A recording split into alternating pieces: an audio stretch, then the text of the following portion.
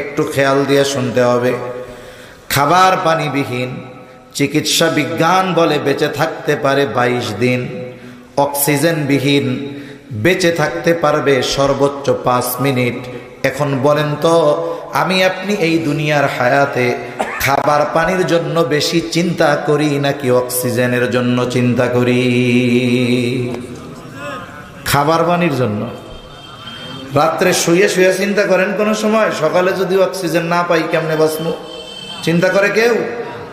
যদি মাস শেষ হওয়ার আগে, বেতন পাওয়ার আগে পকেট ফাঁকা হয়ে যায়, চাউলের বস্তা খালি হয়ে যায়, তরকারি টরকারি না থাকে, এখনো বেতন পাইতে 10 দিন, খাবার আছে 2 দিনের, এই 2 দিন পরে বাকি 8 দিন কিভাবে চলবো, এই টেনশন সবার আছে না নাই? কিন্তু অক্সিজেন তো 5 মিনিট না পাইলে বাঁচবো না।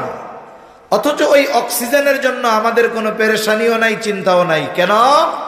বলে এই অক্সিজেনের সরবরাহ দুনিয়ার কেউ করে না, করে কে? জোরে বলেন না, কে করে? আল্লাহ। তেল সরবরাহে একটু বিঘ্নতা ঘটতেছে। অবস্থা দেখছেন কি হয়েছে? কোনো জায়গায় তেল নাই, যেই পাম্পে তেল দেয় 3 কিলোমিটার মোটরসাইকেল গাড়ির লাইন। তাহলে এই অক্সিজেন সরবরাহের জিম্মাদারি আল্লাহ তাআলার হাতে। আল্লাহ তাআলা এই অক্সিজেন নামক নেয়ামত আমাদের জন্য এত সহজ করে দিয়েছেন, টাকা দিয়ে কেনা লাগে না, বাজারে গিয়ে রিচার্জ করা লাগে না। অক্সিজেন পাওয়ার জন্য আল্লাহ তাআলা কোনো শর্ত দেন নাই। যদি একটু শর্ত দিয়া দিতেন যে ইমান যদি কেউ না আনে অক্সিজেন পাবে না, তাইলে বেঈমান সব মইরা শেষ হয়ে যাইত। আবার যদি শর্ত দিতেন যেই ব্যক্তি ফজরের নামাজ মসজিদে পড়বে, জোহর পর্যন্ত তার অক্সিজেন রিফিল হবে, যেই ব্যক্তি জোহর পড়বে আসর পর্যন্ত তার অক্সিজেন রিফিল হবে, যেই ব্যক্তি আসর পড়বে মাগরিব পর্যন্ত তার অক্সিজেন রিফিল হবে, মাগরিব পড়লে এশা পর্যন্ত, এশা পড়লে ফজর পর্যন্ত। বলেন তো গোটা দুনিয়া খুঁজে একটা বেনামাজি পাওয়া যাইতো নাকি? যাইতো না। তাহলে আল্লাহ তাআলা এই দামি নেয়ামতটা কত সহজে দিছেন। এত নাফরমানি করি, এরপরেও আল্লাহ তাআলা নেয়ামতটার সরবরাহ বন্ধ করে দেয় না।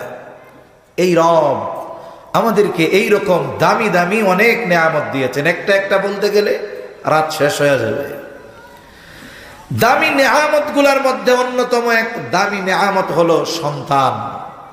আল্লাহ প্রদত্ত দামি নেয়ামত গুলার মধ্যে অন্যতম নেয়ামত কি? জোরে কোন, জোরে বলেন না কি? যার আছে সেও কোন, যার নাই সেও বলেন। আল্লাহ তাআলা প্রদত্ত অন্যতম দামি নেয়ামত কি? সন্তান। কোরআনুল কারীমে আল্লাহ তাআলা যেই কয়েকটা বিষয়কে দুনিয়ার সৌন্দর্য, দুনিয়ার অলংকার বলে ঘোষণা করেছেন, এর মধ্যে একটা হলো সন্তান। সুবহানাল্লাহ কোন। আল্লাহ তাআলা বলেন, আল মালু ওয়াল বানুনা যিনাতুল হায়াতিদ দুনিয়া। আল্লাহ তাআলা বলেন সন্তান, সম্পদ এগুলো হলো দুনিয়ার অলংকার, দুনিয়ার সৌন্দর্য। তার মানে যেই পরিবারের সন্তান নাই, দুনিয়ার সৌন্দর্য থেকে সে বঞ্চিত। সাথে সাথে আল্লাহ তাআলা এই সন্তান আর সম্পদকে ফিতনা হিসাবে অভিহিত করেছেন। আল্লাহ তাআলা বলেন, ইন্নামা আমওয়ালুকুম ওয়া আওলাদুকুম ফিতনাহ। আল্লাহ তাআলা বলেন সন্তান সম্পদ এগুলো তোমাদের জন্য পরীক্ষা। তাহলে সন্তান বড় এক দামি নেয়ামত। কত দামি নেয়ামত! যদি এই পৃথিবীর কোনো হাজার হাজার কোটি টাকার মালিক থাকে, দুনিয়ার সম্পদের তার অভাব নাই, আল্লাহ তাআলা তাকে অঢেল সম্পদ দান করেছে, কিন্তু তাকে কোনো আল্লাহ তাআলা সন্তান দেয় নাই। আপনি যদি ওই হাজার হাজার কোটি টাকার মালিককে জিজ্ঞাসা করেন, ভাই আল্লাহ তাআলা দুনিয়ার সম্পদ তো কম দিল না, কিন্তু সন্তান নাই। যদি এমনটা হতো যে আল্লাহ তাআলা আপনাকে 2টা সন্তান দিয়েছে, কিন্তু সম্পদ আল্লাহ কমায় দিয়েছে, জীবন চলার মতো সম্পদ আল্লাহ দিয়েছে, 2টা সন্তান দিয়েছে, আপনার কাছে কোনটা পছন্দনীয় ছিল? সন্তানবিহীন অঢেল সম্পদ নাকি সন্তান সহ জীবন চলার মতো সম্পদ? অবশ্যই অবশ্যই ওই ব্যক্তি জবাব দিবে এত হাজার হাজার কোটি টাকা না থেকে জীবন চলার মতো সম্পদ যদি আল্লাহ দিতেন, আর যদি 2টা সন্তান দিতেন, এটাই আমার জন্য বড় শান্তির কারণ হতো। তাহলে একজনের সম্পদ আছে, সন্তান নাই, ওই ব্যক্তির শান্তি নাই। বলেন, সম্পদ আছে, সন্তান নাই, ওই ব্যক্তির কি নাই? জোরে বলেন, শান্তি নাই। আর এক ব্যক্তির সম্পদও আছে, সন্তানও আছে, অঢেল সম্পদ, সাথে সাথে আল্লাহ তাআলা তাকে সন্তানও দিয়েছে, একাধিক সন্তান। কিন্তু সন্তানগুলো মাদকাসক্ত, সন্তানগুলো অবাধ্য, সন্তানগুলো দুশ্চরিত্রের অধিকারী। বলেন তো, সন্তানও আছে, সম্পদও আছে, কিন্তু ওই ব্যক্তির অন্তরে কোনো শান্তি আছে নাকি?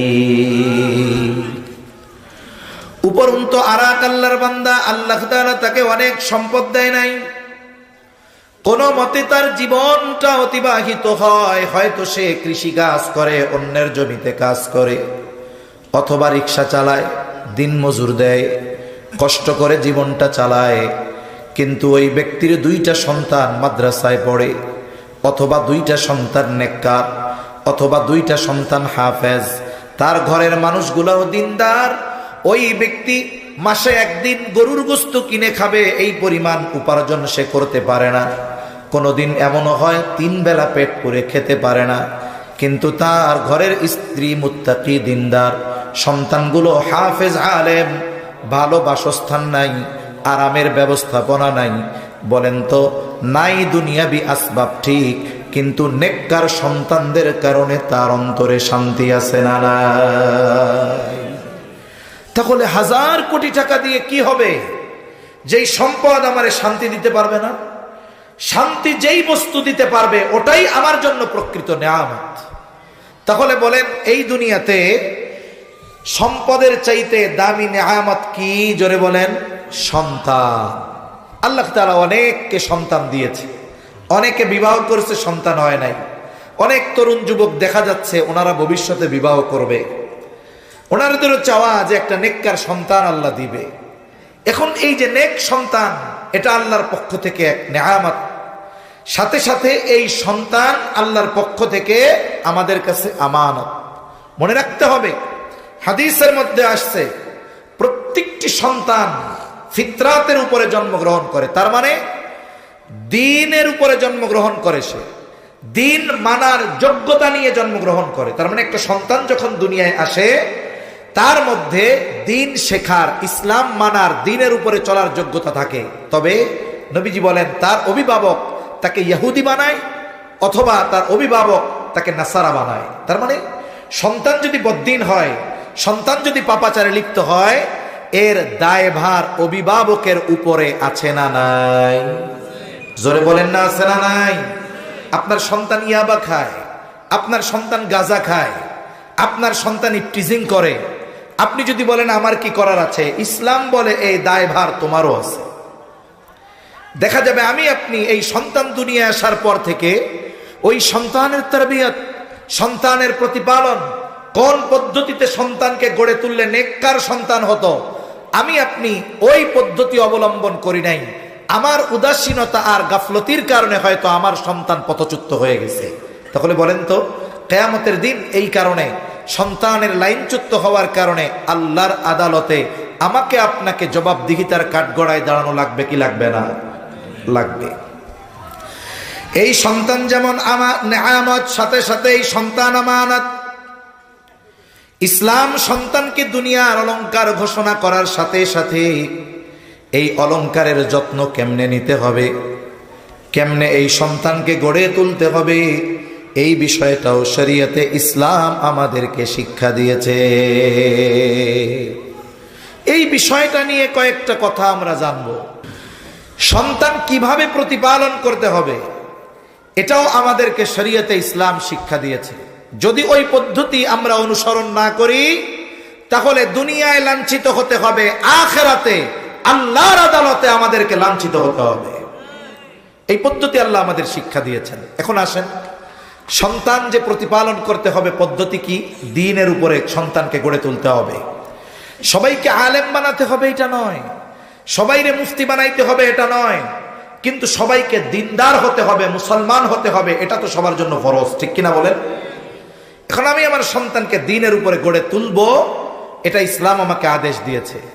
কোরআনে আল্লাহ বলেন, ইয়া আইয়ুহাল্লাযীনা আমানু কু আনফুসাকুম ওয়া আহলিকুম নারা।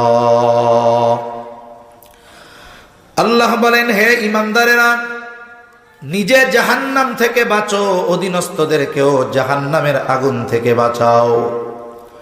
যেই আয়াতাংশ আমি আপনাদের খেদমতে তিলাওয়াত করেছি, এই আয়াতে আল্লাহ তাআলা বলেন, হে ঈমানদারেরা, তোমরা নিজে জাহান্নাম থেকে বাঁচো, অধীনস্থদেরকেও জাহান্নাম থেকে বাঁচাও।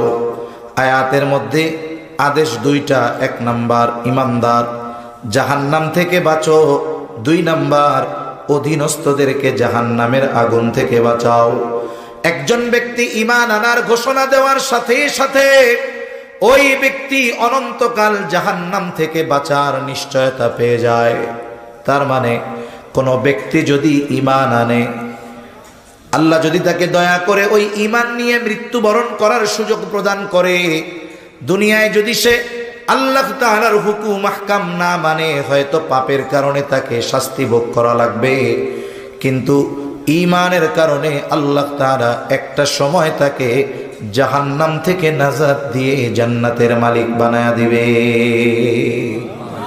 এখন যেই ঈমানদার পাপী, আল্লাহর হুকুম আহকাম মানে নাই, তাকে যদি জাহান্নামে যাওয়া লাগে, যেই জাহান্নামে কাফের থাকবে অনন্তকালের জন্য, ওই জাহান্নামের শাস্তি যেই কঠোর, কেউ যদি পাপের কারণে কিছুকালের জন্য জাহান্নামে যায়, বলেন তো তার জন্যও সেটা কষ্টের কারণ হবে না?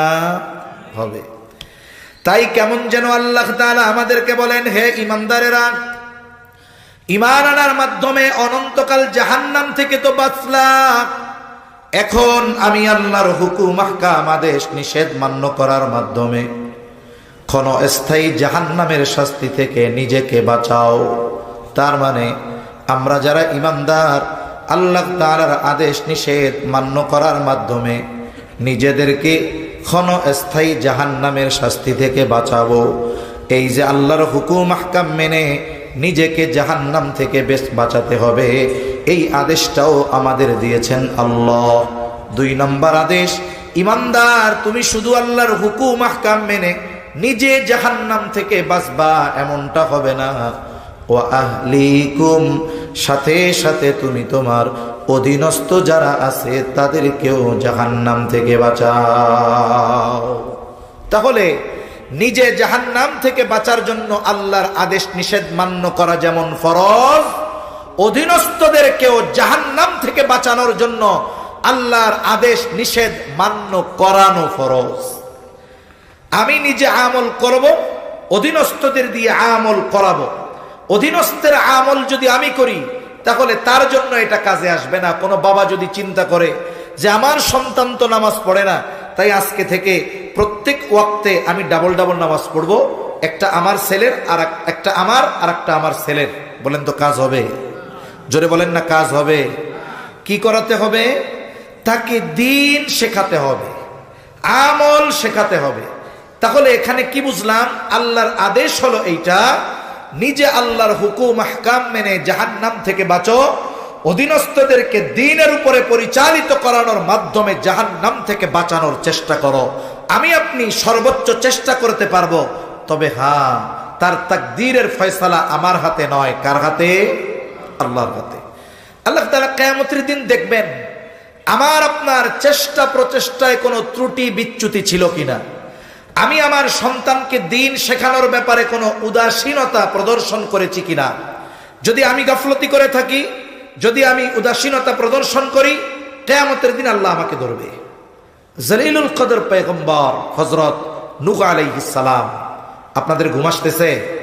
অনেকে হাই ছাড়তেছে এরকম, এটা তাকবীর দেন তো। লিল্লাহি তাকবীর, নারায়ে তাকবীর, মাশাআল্লাহ। পাশে কেউ ঘুমাইলে একটু জায়গায় দিয়েন, অনেক লম্বা কথা বলবো না ইনশাআল্লাহ। নূহ আলাইহিস সালাতু ওয়াস সালাম দাওয়াত দিয়েছেন 950 বছর। কত বছর? 950 বছর আল্লাহ ওনারে হায়াত দিছেন, দীর্ঘকাল উম্মতের মধ্যে উনি দাওয়াত দিয়েছেন। একটা সময় এমন অবস্থা, অল্প কিছু মানুষ ঈমান আনছে। কোন কোন তাফসীরে আসছে 80 জন, মাত্র কয়জন? 80 জন। ওনার স্বয়ং ওনার সন্তান ঈমান আনে নাই। বারবার সন্তানকে ঈমানের দাওয়াত দিয়েছেন, চেষ্টা করেছেন, সন্তান ঈমান আনে না। সর্বশেষ যখন ওই মহাপ্লাবনের সূচনা শুরু হলো, সময়ের সাথে সাথে পানি বাড়তেছে, চুলার মধ্যে থেকে পানি বের হওয়া শুরু হয়ে গেছে, জমিন ফেটে পানি বের হচ্ছে। ইমানদার যারা নৌকায় চড়ছে, ওই সময় নূহ আলাইহিস সালাম সন্তানকে বলে নৌকায় উঠো, তার মানে ঈমান আনো, নৌকায় উঠো। নূহ আলাইহিস সালামের সন্তান ঈমান আনলো না। নূহ আলাইহিস সালামকে তার সন্তান বলে, বাবা আমি ওই উঁচু পাহাড়ের চূড়ায় চলে যাব, পানি আমাকে স্পর্শ করতে পারবে না। সাধারণ প্লাবন আর ওই মহাপ্লাবন এক ছিল না। তাফসীরের মধ্যে আসছে গোটা পৃথিবীর একটা জায়গাও শুকনা ছিল না। আল্লাহ তাআলা গোটা পৃথিবীকে পানি দ্বারা প্লাবিত করে ফেলছেন। নূহ আলাইহিস সালামের সন্তান ঈমান আনে নাই, সেও মারা গেছে। কিয়ামতের দিন আল্লাহ তাআলা নূহ আলাইহিস সালামকে বলবে না, ও পয়গম্বর নূহ, আপনার সন্তান কেন ঈমান আনলো না?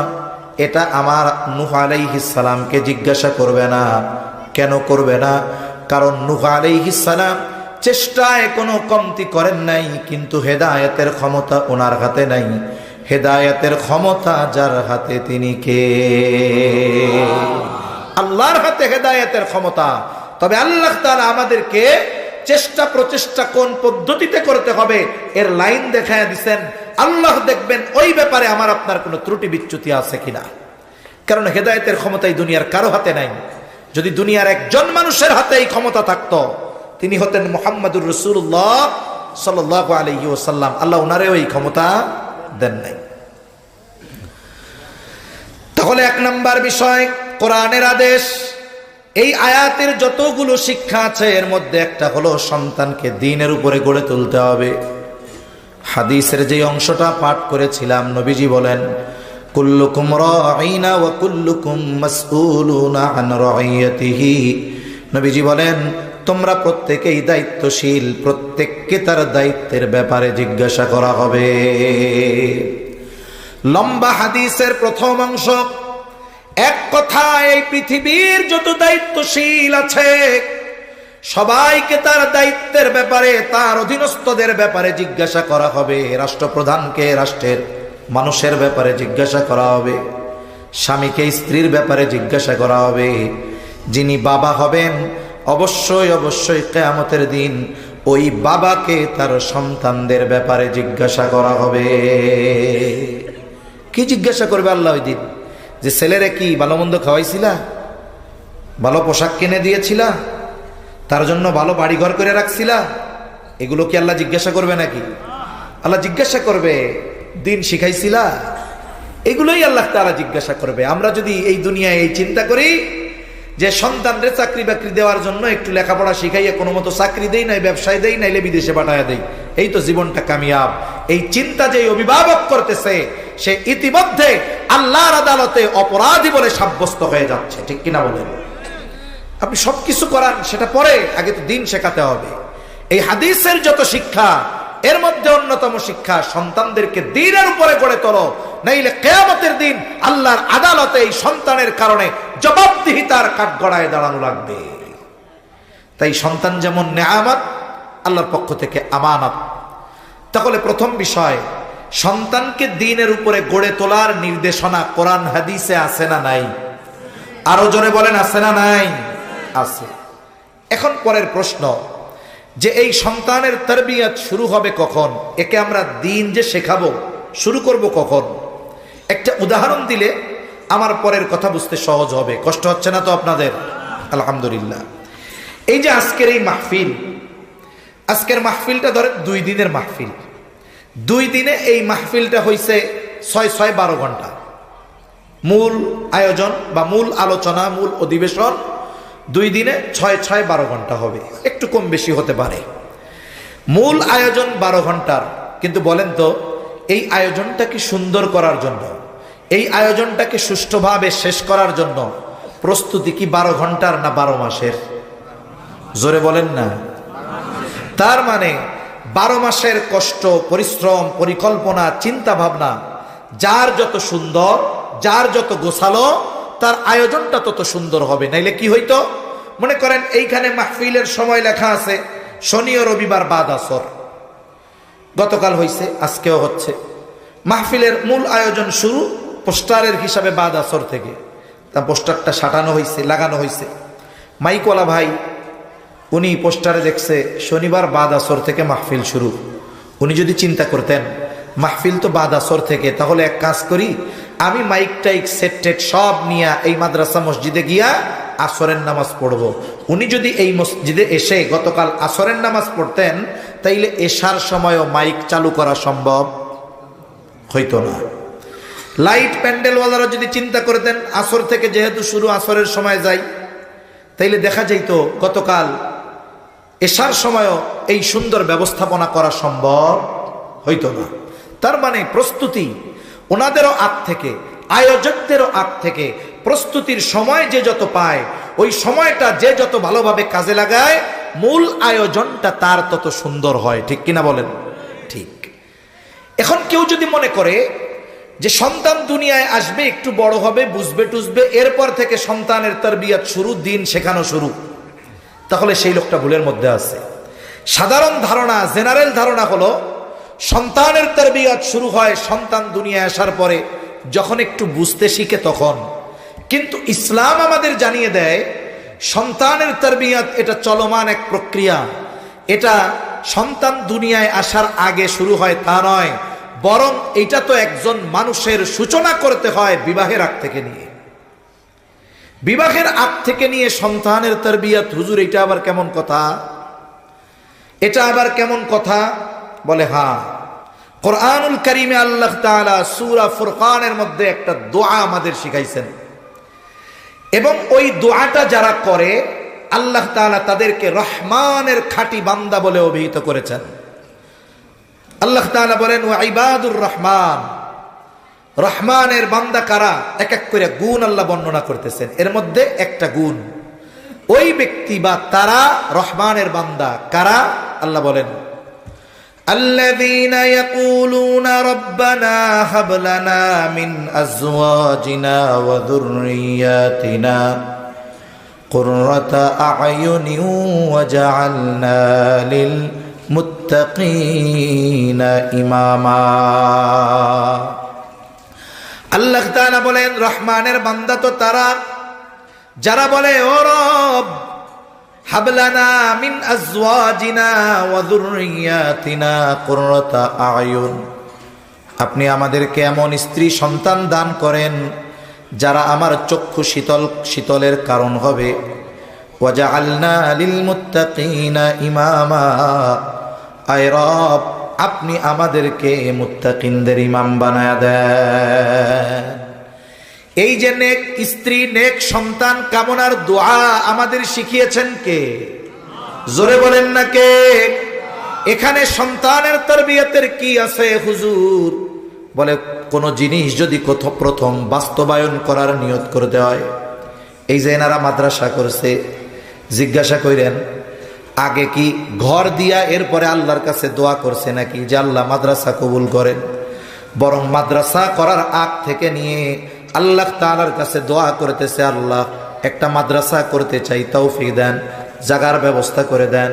এই যে দোয়াটা যথাযথভাবে হয়েছে, এই জন্য আল্লাহ তাআলা কিছু মানুষের দিলকে তৈরি করে দিয়েছে, তারা দ্বীনের জন্য জায়গা দান করেছে, এরপরে মাদ্রাসার ঘরগুলা উঠছে, এখন এই জায়গায় দ্বীনের চর্চা চলতেছে। এই জন্য নেক সন্তান যদি পাইতে হয় আল্লাহর কাছে আগে দোয়া করতে হয়। কি চাই দোয়ার মাধ্যমে? এক নম্বরে আল্লাহর কাছে চাই নেক বিবি। সন্তান তারবিয়াতের অন্যতম একটি অংশ হলো নেক বিবি। নেক বিবির মাধ্যমে সন্তান তারবিয়াতের সূচনা হয়। এই জন্য শরীয়তে ইসলাম একজন নেককার মায়ের সর্বোচ্চ গুরুত্ব দিয়েছে। তাই তো যখন কেউ বিবাহ করবে শরীয়তে ইসলাম নারীর কোন কোন বিষয়গুলোকে প্রাধান্য দিয়ে বিবাহ করবে এটার নির্দেশনা দিয়েছে। হাদিসের মধ্যে আসছে নবীজি সাল্লাল্লাহু আলাইহি ওয়াসাল্লাম আমাদেরকে জানিয়ে দেন 4টি জিনিস দেখে নারীদের বিবাহ করা হয়। 1 নাম্বার, দেখা হয় তার জামাল, তার মানে দেখা হয় তার সৌন্দর্য, দেখা হয় তার বংশ। 3 নাম্বার, দেখা হয় তার সম্পদ। 4 নাম্বার, দেখা হয় তার দিনদারিত্ব। নবীজি সাল্লাল্লাহু আলাইহি ওয়াসাল্লাম দিনদারিত্বের ব্যাপারে বলেন ফাযফার বিযাতিদ দ্বীন, তোমরা দিনকে প্রাধান্য দাও। তার মানে বাকি 3টা যদি পরিপূর্ণ থাকে, দিনদারিত্বে যদি কমতি থাকে তাহলে সাবধান।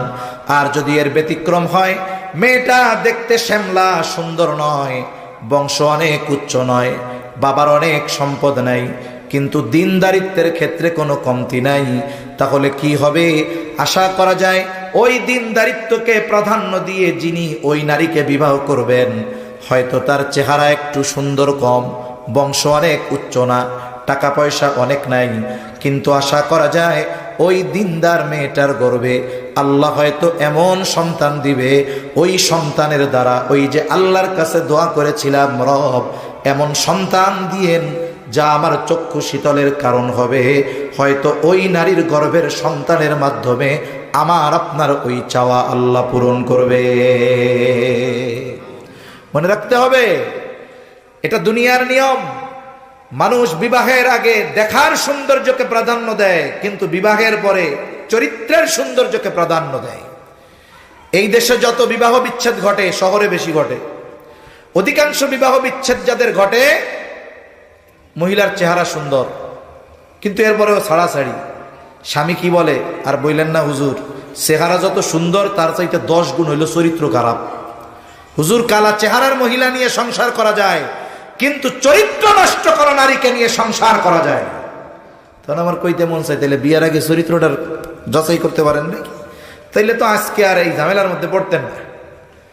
তাহলে সন্তান তারবিয়াতের সূচনা দোয়ার মাধ্যমে, আর এর বাস্তবায়নের শুরু একজন নেককার মায়ের মাধ্যমে। নেককার মা কেন দরকার? কোরআন হাদিসের কথা পরে বলি। আধুনিক গবেষণা হলো এটা, গবেষকরা বলতেছে একটা সন্তানের চরিত্রের, চেহারা না, চরিত্রের 90% গঠিত হয় তার মায়ের থেকে। তার মানে একটা সন্তানের ক্যারেক্টার কেমন হবে এটা 90% নির্ভর করে কার উপরে? তার মায়ের উপরে।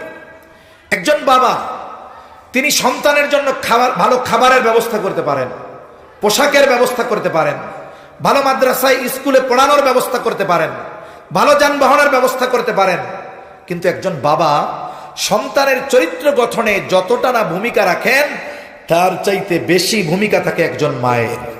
কেন? কারণ বাবা উপার্জনের কারণে শহরে থাকে, কেউ প্রবাসে থাকে, কেউ বাসায় থাকলেও সকাল থেকে গভীর রাত পর্যন্ত তাকে বাইরে থাকা লাগে, সন্তান তার থেকে নিতে পারে কম। কিন্তু মায়ের সাথে সব সময় সন্তান থাকে, মার আচরণ, মায়ের কথা, মায়ের চিন্তা, সব কিছুর প্রভাব ওই সন্তানের উপরে পড়ে। শুধু তাই না, আধুনিক বিজ্ঞান বলে একজন প্রেগন্যান্ট মহিলা, সে বাচ্চাকে পেটে রাখা অবস্থায় যেই ধরনের অ্যাক্টিভিটিস করে, কোরআন যদি পড়ে এর প্রভাব পড়ে, গান যদি শুনে তার প্রভাব পড়ে, পাপ যদি করে তার প্রভাব পড়ে। এটা আধুনিক বিজ্ঞান বলতেছে এটা। তাহলে দেখুন, একজন সন্তান নেককার হিসাবে গড়ে তোলার ক্ষেত্রে সবচাইতে বড় ভূমিকা হলো মায়ের। অথচ অধিকাংশ ফ্যামিলি এই মা নির্বাচনের সময়, স্ত্রী নির্বাচনের সময় টাকা পয়সারে প্রাধান্য দেয়, যৌতুককে প্রাধান্য দেয়, চেহারাকে প্রাধান্য দেয়, বংশকে প্রাধান্য দেয়, কিন্তু মূল যেটা আখলাক আর দিনদারিত্ব এটাকে প্রাধান্য দেয় না। আমাদের সামাজিক পারিবারিক কলহ কেন বাড়তেছে? পরিবারের মধ্যে স্বামী স্ত্রীর সম্পর্ক ভালো নাই, এর ফলশ্রুতিতে কত ধরনের পাপ সংগঠিত হচ্ছে। এটা কেন? এটা হওয়ার অন্যতম যে আমরা মা নির্বাচনে ভুল করে ফেলেছি। অথচ ইসলাম এই জিনিসটার গুরুত্ব কত দিয়েছে। শুধু তাই না, প্রসিদ্ধ একটি ঘটনা আছে, হযরত ওমর রাদিয়াল্লাহু তাআলা আনহুর কাছে এক লোক তার ছেলের ব্যাপারে অভিযোগ করেছে যে ছেলে বাবার হক আদায় করে না। লোকটা গিয়ে বলতেছে, খলিফাতুল মুসলিমিন, আমার সন্তান আমার হক আদায় করে না। হযরত ওমর রাদিয়াল্লাহু তাআলা আনহু এইবার ছেলেটাকে ধরে বলে, কি ব্যাপার, কেন তুমি তোমার বাবার হক আদায় করো না?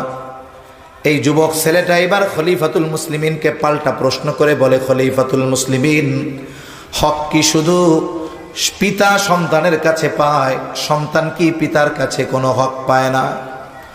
হযরত ওমর রাদিয়াল্লাহু তাআলা আনহু এই যুবকের প্রশ্নের জবাবে মৌলিক কয়েকটি হকের কথা বলেছেন। তিনি এক নম্বরে সন্তানের যেই হকের কথা বলেছেন, তিনি বলেছেন প্রত্যেকটা সন্তানের তার পিতার কাছে প্রথম ও প্রধান হক হলো একজন দিনদার মা। অথচ সন্তান দুনিয়ায় আসার আগেই একজন অভিভাবকের উপরে, পিতার উপরে সন্তানের একটা হক সাব্যস্ত হয়ে যায়। তাহলে যেই পিতা বিবাহের সময় দিনদারিত্বকে প্রাধান্য দেয় নাই, সন্তান দুনিয়ায় আসার আগে ওই পিতা সন্তানের হক নষ্ট করে বসে আছে। সেনসিটিভ বিষয়, গুরুত্বপূর্ণ বিষয়, কিন্তু আমাদের এ নিয়ে কোনো চিন্তা নাই। আমরা চিন্তা করি পরে, যখন সন্তান খাইতে দেয় না। আমরা চিন্তা করি ওই সময় যখন সন্তান বৃদ্ধাশ্রমে ফেলে রেখে আসে। চিন্তা করি ওই সময় যখন সন্তান মা বাবাকে গ্রামের বাড়িতে ফেলে রেখে স্ত্রীকে নিয়ে শহরে আলিশান ফ্ল্যাটের মধ্যে থাকে। চিন্তা আসে তখন যে হায় রে, যদি আমি সন্তানদের একটু দিনদার বানাইতাম। আমি ভুক্তভোগী হওয়ার আগে আমাকে সিদ্ধান্ত নিতে হবে। তাহলে এক নম্বর সন্তান তারবিয়াতের প্রথম ধাপ একজন নেককার মা। যারা বিবাহ করে ফেলছেন তারা তো ফেলছেন, তারা আবার পরেরটা করতে যেয়ে ঝামেলা বাঁধাইন না, ওই পর্যন্ত থাকেন, আল্লাহর কাছে দোয়া করেন। আর যারা করেন নাই তাদের কাছে অনুরোধ, আপনি চামড়ার সৌন্দর্যের প্রাধান্য দিয়ে দিনদারিত্বকে আপনি অপশনাল বানায় ফেলেন না। আগে দেখবেন দিন ঠিক আছে কিনা, এরপরে চেহারা, সম্পদ, টাকা পয়সা, বংশ যদি ভালো হয়, ভালোর উপরে ভালো। দুই নাম্বার বিষয়, একজন নেককার মায়ের ব্যবস্থা হলো সন্তান তারবিয়াতের দ্বিতীয় গুরুত্বপূর্ণ বিষয় হলো দোয়া। দোয়া হলো মুমিনের এক পাওয়ারফুল অস্ত্র। কোরআনুল কারীমের মধ্যে আল্লাহ তাআলা দোয়াকে ইবাদত বলে অভিহিত করেছেন। সাথে সাথে নবীজি সাল্লাল্লাহু আলাইহি ওয়াসাল্লাম হাদিসের মধ্যে বলেন, আদ-দুআউ হুয়াল ইবাদা, দুআই ইবাদত। আর এক বর্ণনায় নবীজি বলেন, আদ-দুআউ মুখুল ইবাদা, দোয়া হলো ইবাদতের মগজ। আগে আপনি একা দোয়া করছেন, ও রব নেককার বিবি দেন, নেককার সন্তান দেন। এখন আল্লাহ তাআলা নেককার বিবি দিল, এবার দুইজনে মিলে দোয়া করেন, ও রব আমাকে আপনি নেককার সন্তান দেন। আল্লাহ তাআলার কাছে শুধু সন্তান চাইব না, বরং নেককার সন্তান চাইব। আর নেক সন্তান চেয়ে আল্লাহ তাআলার কাছে দোয়া করা, এটা পয়গম্বর আলাইহিমুস সালামের আমল। জলিলুল কদর পয়গম্বর, মুসলিম মিল্লাতের পিতা খলিলুল্লাহ ইব্রাহিম আলাইহিস সালাম আল্লাহ তাআলার কাছে নেককার সন্তান চেয়ে দোয়া করেছেন। যখন নমরুদের অগ্নিকুণ্ড থেকে আল্লাহ তাআলা ওনারে হেফাজত করেছেন, ইরাকের বাবেল থেকে তিনি শামের উদ্দেশ্যে হিজরত শুরু করলেন। ওই সময় আল্লাহ তাআলার কাছে তিনি দোয়া করেছেন, তিনি নিঃসন্তান তখন। রব্বি হাবলি মিনাস সলিহিন, ও রব আমাকে আপনি একজন নেককার সন্তান দেন। তাহলে আল্লাহ তাআলার কাছে নেক সন্তান চেয়ে দোয়া করা, এটা ইব্রাহিম আলাইহিস সালামের আমল। মুফাসসিরিন ইকরাম বলেন, এইখানে বোঝা যায় যে ইব্রাহিম আলাইহিস সালাম আল্লাহর কাছে ছেলে সন্তান চাইছে। কি সন্তান চাইছে? জোরে বলেন না, কি সন্তান? এই জন্য ছেলে সন্তান চাওয়া, এটা ইব্রাহিম আলাইহিস সালামের আমল। এখন চাইলাম ছেলে, আল্লাহ দিল মেয়ে, রাগ হওয়া যাবে? ছেলে হইয়া যদি মাদকাসক্ত, অসভ্য আর অবাধ্য হয়, ওর চাইতে মেয়ে হয়ে যদি সভ্য, ভদ্র আর মুত্তাকি হয়, ওই রকম হাজার ছেলের চাইতে নেককার একটা মেয়ে অনেক বেশি উত্তম। ঠিক কিনা বলেন? ছেলে সন্তান চাইলাম, আল্লাহ মেয়ে সন্তান দিছে, রাগ হওয়া যাবে না। আমাদের সমাজে অনেক মানুষ আছে, আল্লাহ সম্পদ দিছে, সব দিছে, কিন্তু মেয়ে হইলে রাগ হয়ে যায়। আবার যদি একাধিক মেয়ে হয়, রাগ হয়ে যায়। এই গত বছর এক ভাইরে দেখছি, এরকম খবরে আসছে, 4টা ছেলে হয়েছে পরপর। 5 নম্বর বাচ্চা যখন পেটে, উনি আশা করছে এবার ছেলে হবে। সম্প্রতি গত বছর বা তার আগের বছর একটা আইন হয়েছে রাষ্ট্রে। আগে তো আলট্রাসোনোগ্রামের পরে বইলা দিত যে আপনার পেটে ছেলে আছে বা মেয়ে আছে, কিন্তু আইনটা হইছে যে বাচ্চার শুধু সুস্থতা বা অবস্থা বর্ণনা করবে, কিন্তু ছেলে না মেয়ে এটা বলতে পারবে না, রাষ্ট্রীয়ভাবে নিষিদ্ধ। এখন সেটা আর বলে না। উনি আশা করছে তাহলে ছেলে হইতে পারে, তা হসপিটালে নিয়ে গেছে, আল্লাহ আবার মেয়ে দিছে, তার মানে 5 নম্বরটাও মেয়ে হয়েছে। হালার বান্দা রাগ হয় নাই, সুন্দর মতো দামি ল্যান্ড ক্রুজার গাড়িতে বিয়ার মতো গাড়ি সাজাইয়া ফুল টুল দিয়া মেয়ে আর মেয়ের মাকে সুন্দর মতো বরণ করে বাড়ি নিয়ে আসছে। এরকম আল্লাহর বান্দা আছে, আল্লাহ কবুল করুক বলি আমিন। মেয়ে হওয়ার পরে যদি কারো চেহারা কালো হয়ে যায়, তাইলে তার ওই জাহেলিয়াতের সময়ের মানুষের সাথে একটা মিল হয়ে যায়। অথচ দুনিয়ার সায়েন্স যা বলে বলুক যে এই কারণে ছেলে হয়, ওই কারণে মেয়ে হয়, সব কারণ বাদ দেন, মূল কারণ হলো আল্লাহ যেটা চায় সেটাই হয়। এটাই আল্লাহ বলেন। আল্লাহ কি বলেন? ইয়াহাবু লিমান ইয়াশাউ ইনাসা ওয়া ইয়াহাবু লিমান ইয়াশাউ যুকুর আও ইউযাওয়িজুহুম যুকরানা ওয়া ইনাসা ওয়া ইয়াজআলু মান ইয়াশাউ আকিমা। আল্লাহ তাআলা বলেন, তিনি যাকে চান তাকে ছেলে দেন, যাকে চান তিনি মেয়ে দেন, যাকে চান তিনি উভয়টাই দেন, আবার যাকে চান তিনি কোনোটাই দেন না। তাহলে ছেলে হওয়া মেয়ে হওয়া না হওয়া সব কিছুর নিয়ন্ত্রণ যার হাতে তিনি কে? আরো জোরে বলেন না কে? এখন মেয়ে হয়েছে, মেয়ে হওয়াটাকে আল্লাহ বলেছেন সুসংবাদ। মেয়ে হওয়া কি সংবাদ? জোরে গণ। এই সুসংবাদ শুনে যদি কারো চেহারাটা কালো হয়ে যায়, তার মধ্যে ওই জাহেলিয়াতের সময়ের মানুষের মধ্যে মিল পাওয়া যায়। কারণ আল্লাহ তাআলা কোরআনুল কারীমের মধ্যে বলেন, ওয়া ইযা বুশিরা আহাদুহুম বিল উনসা যাল্লা ওয়াজহুহু মুসওয়াদ্দান ওয়া হুয়া কাযীম। ওই জাহেলিয়াতের সময়ের মানুষদের ব্যাপারে আল্লাহ তাআলা বলেন, যখন তাদেরকে কন্যা সন্তানের সুসংবাদ দেওয়া হতো, কন্যা সন্তানের সুসংবাদ, আল্লাহ বলেন কি হইতো? এই সংবাদ দেওয়ার পরে দল্লা ওয়াজহুহু, তাদের চেহারাটা অন্ধকারচ্ছন্ন হয়ে যাইত। তাই মেয়ে হলে আমরা কি মুখ কালা করে বসে থাকবো? মুখ কালো করব না। আর এই মুখ কালো করার পেছনে একদল মানুষ দায়ী আছে। কারা? যারা বলে মেয়ে বিবাহ করার সময় আমার ছেলের একটা মোটরসাইকেল দিতে হবে। আসেনি যৌতুক আপনাদের এদিকে? জোরে বলেন আছে? ওরা যদি গু খায়, যারা যৌতুক নেয়, ওরা যদি পায়খানা খায়, যেই গোনাহ হবে তার চাইতে যৌতুক নিলে আরো বেশি গোনাহ হবে। তার মানে যৌতুক নেওয়ার চাইতে পায়খানা খাওয়া ভালো। ঠিক কিনা বলেন? তাহলে ওয়াদা করেন যে আমার ছেলের বিবাহ দেওয়ার সময় আমি যৌতুক নিব না।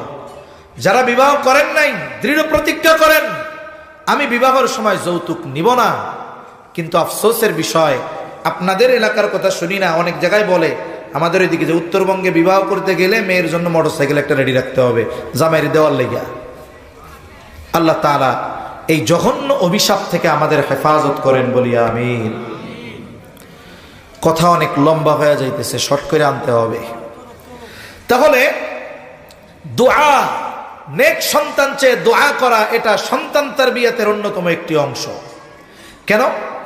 মুফাসসিরিনে কেরাম বলেন, অভিভাবক মা বাবা যদি সন্তানের জন্য কোনো দোয়া করে, এই দোয়া কখনো বিফলে যায় না। এটা আগে বা পরে কোনো না কোনো সময় ওই দোয়ার প্রভাব সন্তানের জীবনে পরিলক্ষিত হয়। সুবহানাল্লাহ বলেন না? ইব্রাহিম আলাইহিস সালাম দোয়া করছে, আল্লাহ আমারে নেক সন্তান দেন। কি সন্তান দেন? নেক সন্তান। আল্লাহ তাআলা জবাব দিলেন। কি জবাব? ফাবাশশারনাহু বিগুলামিন হালিম। আল্লাহ তাআলা বলেন, আমি তাকে একজন সহনশীল সন্তানের সুসংবাদ দিলাম। সহনশীলতা এমন এক গুণ যার মধ্যে বাকি সব ভালো গুণ পাওয়া যায়। এই সন্তান কোন সহনশীল সন্তান? সন্তান যখন বাবার সাথে চলার উপযুক্ত হয়েছে, আল্লাহ তাআলা ইব্রাহিম আলাইহিস সালামকে স্বপ্ন দেখাইলেন যে তিনি তার সন্তান ইসমাইল আলাইহিস সালামকে জবাই করতেছেন। পয়গম্বর আলাইহিমুস সালামের স্বপ্ন হলো ওহী। ইব্রাহিম আলাইহিস সালাম এই স্বপ্ন বা আল্লাহর আদেশ বাস্তবায়ন করবেন, কিন্তু এর আগে তিনি সন্তানের মনোভাবটা একটু পরীক্ষা করতে চাইলেন। এবার তিনি সন্তানের কাছে গিয়ে বললেন, হে আমার বৎস, ইন্নী আরা ফিল মানামি আন্নী আযবাহুকা ফানজুর মাযা তারা। আমি তো স্বপ্নে দেখেছি যে আমি তোমারে জবাই করতেছি, এই ব্যাপারে তুমি কি বলো? পয়গম্বরের ছেলে পয়গম্বর হবে, সে যতই ছোট হোক, সে জানে যে আমার বাবা যে স্বপ্নে দেখেছে এই স্বপ্ন সাধারণ স্বপ্ন নয়, এটা হলো ওহী। আর বলেন তো ওহী এটা কার আদেশ? আরো জোরে বলেন কার? তার মানে ইসমাইল আলাইহিস সালামকে জবাই করার আদেশ দিয়েছে আল্লাহ। এখন ইসমাইল আলাইহিস সালামের মতামত জানতে চাইছে। বলুন তো, ওই সময় যদি ইসমাইল আলাইহিস সালাম বলতো, বাবা আপনাকে আল্লাহ তাআলা আমারে দিয়েছে যখন আপনার বয়স ৮৬ বছর, ওই সময় আল্লাহ তাআলা আমাকে দান করছে, আপনি আমারে জবাই করবেন কেন? আল্লাহ তাআলার কাছে একটু বলেন এই আদেশটা পাল্টাইয়া আর একটা আদেশ দেওয়ার জন্য, আমারে আপনি জবাই করেন না। কি মনে হয় আপনাদের?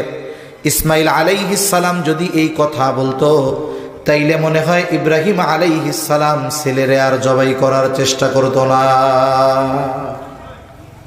বাদ দিয়া দিত জবাই করা। কারণ জবাইয়ের আদেশ কার?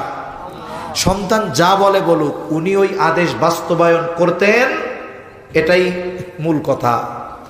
তো উনি মূলত চাইছেন ছেলের মতামত জানার ইচ্ছা নয়, বরং ছেলের মনে কি আছে, মনোভাবটা কি, এটা বোঝার জন্য। ছেলেও তো ওই রকম। আল্লাহ কি বলছিলেন? ছেলেটা হইল হালিম। এই সহনশীল সন্তান আপনারে দিছি, এটা কেমন সহনশীল? ইব্রাহিম আলাইহিস সালাম একটু পরীক্ষা নিতে চাইলেন। ছেলেও হালিমের মতো জবাব দিছে। কি জবাব? ইয়া আবাতি ফাআল মা তু'মার সাতাজিদুনি ইনশাআল্লাহু মিনাস সাবিরিন। ইব্রাহিম আলাইহিস সালাম যখন বললেন, ও আমার পিতা, ইব্রাহিম আলাইহিস সালাম যখন বললেন, ও আমার সন্তান, আমি স্বপ্নে দেখেছি যে আমি তোমারে জবাই করতেছি, তুমি কি বলো? ইসমাইল আলাইহিস সালামের জবাব, ও আমার পিতা, আল্লাহ আপনাকে যেটা আদেশ করেছেন আপনি সেটাই করেন। উপরন্ত সন্তান এবার কেমন যেন বাবাকে সান্ত্বনা দিয়ে বলে, বাবা আপনি পেরেশানি হয়েন না, চিন্তা করেন না, সাতাজিদুনি ইনশাআল্লাহু মিনাস সাবিরিন। আপনি আল্লাহর আদেশ বাস্তবায়ন করেন, ইনশাআল্লাহ আপনি আমাকে ধৈর্যশীলদের অন্তর্ভুক্ত পাবেন। এই কথাটা বলার একটা উদ্দেশ্য আছে আমার। যেহেতু জীবনের প্রয়োজনে শহরে অবস্থান করতে হয়, জুমার দিন যখন মসজিদে যাই, অনেক মানুষ অনেক কিছুর জন্য আইসা দোয়া চায়। অনেক অভিভাবক এই দোয়াও চায় যে হুজুর একটু দোয়া করেন, ছেলেটা কথা শোনে না। অনেক অভিভাবক তখন ছেলের জন্য কি কি করেছে এর একটা বর্ণনা দেয়, বলে হুজুর ছেলে যা চেয়েছে ছেলের তাই দিয়েছি। শুধু তাই না হুজুর, আমার ছেলের স্কুলে যাওয়ার জন্য গাড়ি আছে, আমি কষ্ট করে হেঁটে হেঁটে রিক্সায় লোকাল বাসে অফিসে যাই, ছেলেকে স্কুলে যাওয়ার জন্য গাড়ি দিয়ে দিছি। হুজুর গরমে কষ্ট হয়, আমার রুমে এসি নাই, ছেলেটার রুমে এসি লাগাইয়া দিয়েছি। এত কিছু করার পরেও হুজুর আমার ছেলে আমার কথা শোনে না, ডানে বললে বামে যায়, বামে বললে ডানে যায়। উনি মনে করতেছে ছেলে যা চায় তাই দিলে, ছেলের সব আরাম আয়েশের ব্যবস্থাপনা করলেই মনে হয় ছেলে বাধ্য হয়ে যায়। অথচ সন্তান বাধ্য আনুগত্য হওয়ার পেছনে অন্যতম একটি পাওয়ারফুল কাজ হলো দোয়া। আল্লাহর কাছে আপনি সন্তান যেন নেককার হয়, দিনদার হয়, কয়দিন চাইয়া দোয়া করছেন? মুফাসসিরিনে কেরাম বলেন, এই যে কিশোর ইসমাইল আলাইহিস সালাম বাবার কথায় হাসি মুখে আল্লাহর আদেশ মান্য করতে গিয়ে বাবার কথায় আল্লাহর আদেশের আনুগত্য করতে গিয়ে ছুরির তলে চলে গেছে, বাবার কথার কোনো যুক্তি তালাশ করে নাই, লাইন উল্টাপাল্টা করতে বলে নাই, যা বলছে সেটা যে মানছে। কেন মানছে? বলে ওই যে দোয়ার ফসল। এইটা কোন দোয়ার ফসল? রব্বি হাবলি মিনাস সলিহিন। এজন্য আমরা আমাদের সন্তানদের জন্য দোয়া করব। এই দোয়ার প্রভাব আজ অথবা কাল, আগে অথবা পরে, এটা একটা সময় না একটা সময় বাস্তবে রূপ নিবে ইনশাআল্লাহ। অনেক সময় একটা সন্তান আছে, বড় হয়েছে, দোয়া করছে, এরপরেও অবাধ্য, দুষ্টুমি করে, চঞ্চলতা করে। খবরদার, কোন সন্তানের চঞ্চলতার কারণে, অবাধ্যতার কারণে বদদোয়া করব না, বরং ওই সময়টাতেও আল্লাহর কাছে নেক দোয়া করব তো ইনশাআল্লাহ। আমি বুঝতে পারছি আপনাদের কষ্ট হচ্ছে, কথা সেজন্য শেষ করে দিই। শুনেন, এই দুইটা সন্তান দুনিয়ায় আসার আগের কাজ, কিন্তু খুব পাওয়ারফুল কাজ। মা নির্বাচন, 2 নম্বর হলো সন্তানের জন্য নেক দোয়া। এরপরে সন্তান দুনিয়ায় আসলো, আপনার প্রসেস সব ঠিক, আগের তারবিয়াতি বিষয়গুলো ঠিক করছেন, এবার সন্তান দুনিয়ায় আসছে। সন্তান দুনিয়ায় আসার পরে সন্তানের কিছু হক আছে। কি আছে? জোরে বলেন। হক আছে। হকগুলোর মধ্যে অন্যতম কি? দুনিয়ায় ভূমিষ্ঠ হওয়ার পরে ডান কানে আজান, বাম কানে ইকামত, এরপরে 7ম দিন তার মাথার চুলগুলো মুন্ডানো, আকিকা করা, সুন্দর একটা নাম রাখা, এই ধরনের কিছু বিষয় আছে, এগুলো সম্পাদন হলো। এরপরে সন্তানটা একটু বড় হয়েছে, এখন মোটামুটি বুঝে। এই সময় থেকে গুরুত্বপূর্ণ 4টি বিষয়ের তারবিয়ত সন্তানকে দিতে হয়। কয়টা বিষয়? জোরে বলেন, একটু জোরে বলেন না কয়টা? শেষ সময় একটা তাকবীর দেন তো, নারায়ে তাকবীর। আরো জোরে, নারায়ে তাকবীর। মাশাআল্লাহ। গুরুত্বপূর্ণ 4টা তারবিয়ত। কয়টা বলেন? 1 নাম্বার ঈমানি তারবিয়ত, তার মানে তাকে ঈমান শেখাতে হবে, ঈমান আকীদা শেখাতে হবে। 2 নাম্বার তাকে উত্তম আখলাক, উত্তম চরিত্রের আলোকে গড়ে তুলতে হবে, শেখাতে হবে। 3 নাম্বার তাকে ইলম শেখাতে হবে। 4 নাম্বার তাকে আমল শেখাতে হবে। বলুন তো, কোন ব্যক্তি যদি ঈমান সম্পর্কে না জানে, অনেকে বাবা অভিভাবক মনে করে যে আমি কালিমাটা মুখস্থ করায় দিছি, ছেলে পাক্কা ঈমানদার হয়ে গেছে, শেষ, আর কিছু নাই। না না, ঈমান আকীদার বিষয়গুলো অনেক গুরুত্বপূর্ণ, এগুলো আমাদের জানা ফরজ। শুধু লা ইলাহা ইল্লাল্লাহু মুহাম্মাদুর রাসূলুল্লাহ শিখাই দিছি, কালেমায়ে শাহাদাত শিখাই দিয়েছি, আমার দায়িত্ব শেষ, তা নয়। বরং এই বিষয়গুলোর ব্যবস্থা করতে হবে, শেখাতে হবে তাকে কোন কথায়, কোন কাজে, কোন বিশ্বাসে ঈমান চলে যায়, এগুলো শেখানোর দরকার আছে না নাই? জোরে বলেন, আছে না নাই? এজন্য তাকে ঈমান শেখাতে হবে, ঈমান আকীদা শেখাতে হবে। এটা সন্তানকে শেখানো ফরজ, দায়িত্বকার অভিভাবকের। বলেন, শেখানো ফরজ, দায়িত্বকার। এরপরে উত্তম আখলাক শেখাতে হবে তার চরিত্র গঠনের জন্য, এটা শেখানো অভিভাবকের জন্য ফরজ। এরপরে তাকে ইলম শেখাতে হবে, নিজে যেমন শিখতে হবে জাহান্নাম থেকে বাঁচার জন্য, তাকে শেখাতে হবে না? নির্দেশ তো আল্লাহর। ইলম শেখাতে হবে, আলেম বানাইতে হবে ফরজ না, তবে ওই পরিমাণ ইলম তো তাকে শেখাতে হবে যতটুকু শেখানো ফরজ। কতটুকু শেখানো ফরজ? কমপক্ষে সে নিজে দ্বীনের উপরে চলতে পারে, অধীনস্থদেরকে দ্বীনের উপরে চালাতে পারে, এই পরিমাণ ইলম তার জন্য শেখা ফরজ। আমাকে শিখতে হবে, আমার অধীনস্থ সন্তানকে শেখাতে হবে। 4 নম্বর, ও শিখলো কিন্তু ওরে আমি প্র্যাকটিক্যাল আমল শিখাইলাম না, হবে না। তার মানে তাকে আমলও শেখাতে হবে। 4টা বিষয় খেয়াল দেন, ঈমান, আখলাক, ইলম, আমল। এই 4 বিষয় সন্তানকে শেখানো ফরজ। জোরে বলেন, এই 4 বিষয় সন্তানকে শেখানো কি?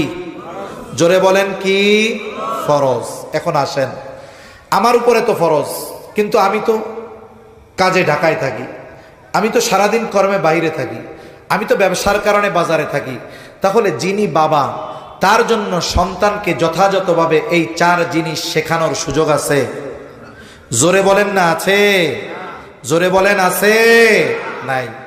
এখন বলতে পারেন, হুজুর আমার নাই, আমার ঘরে তো আমার স্ত্রী আছে। উনি, আমাদের বাংলাদেশে অধিকাংশ গৃহিণী যারা, এনাদের ঘরের কাজ সব নিজের করা লাগে। অধিকাংশ পুরুষের উপার্জন যা আরেকজন কাজের লোক রেখে দিবে, স্ত্রী ঘরে বসে থাকবে এই সুযোগ নাই। তাকে 3 বেলা রান্না করতে হয়। যেই সব বাড়িতে ফসলাদি আসে, ওই সব বাড়িতে মহিলাদের কত কষ্ট হয়।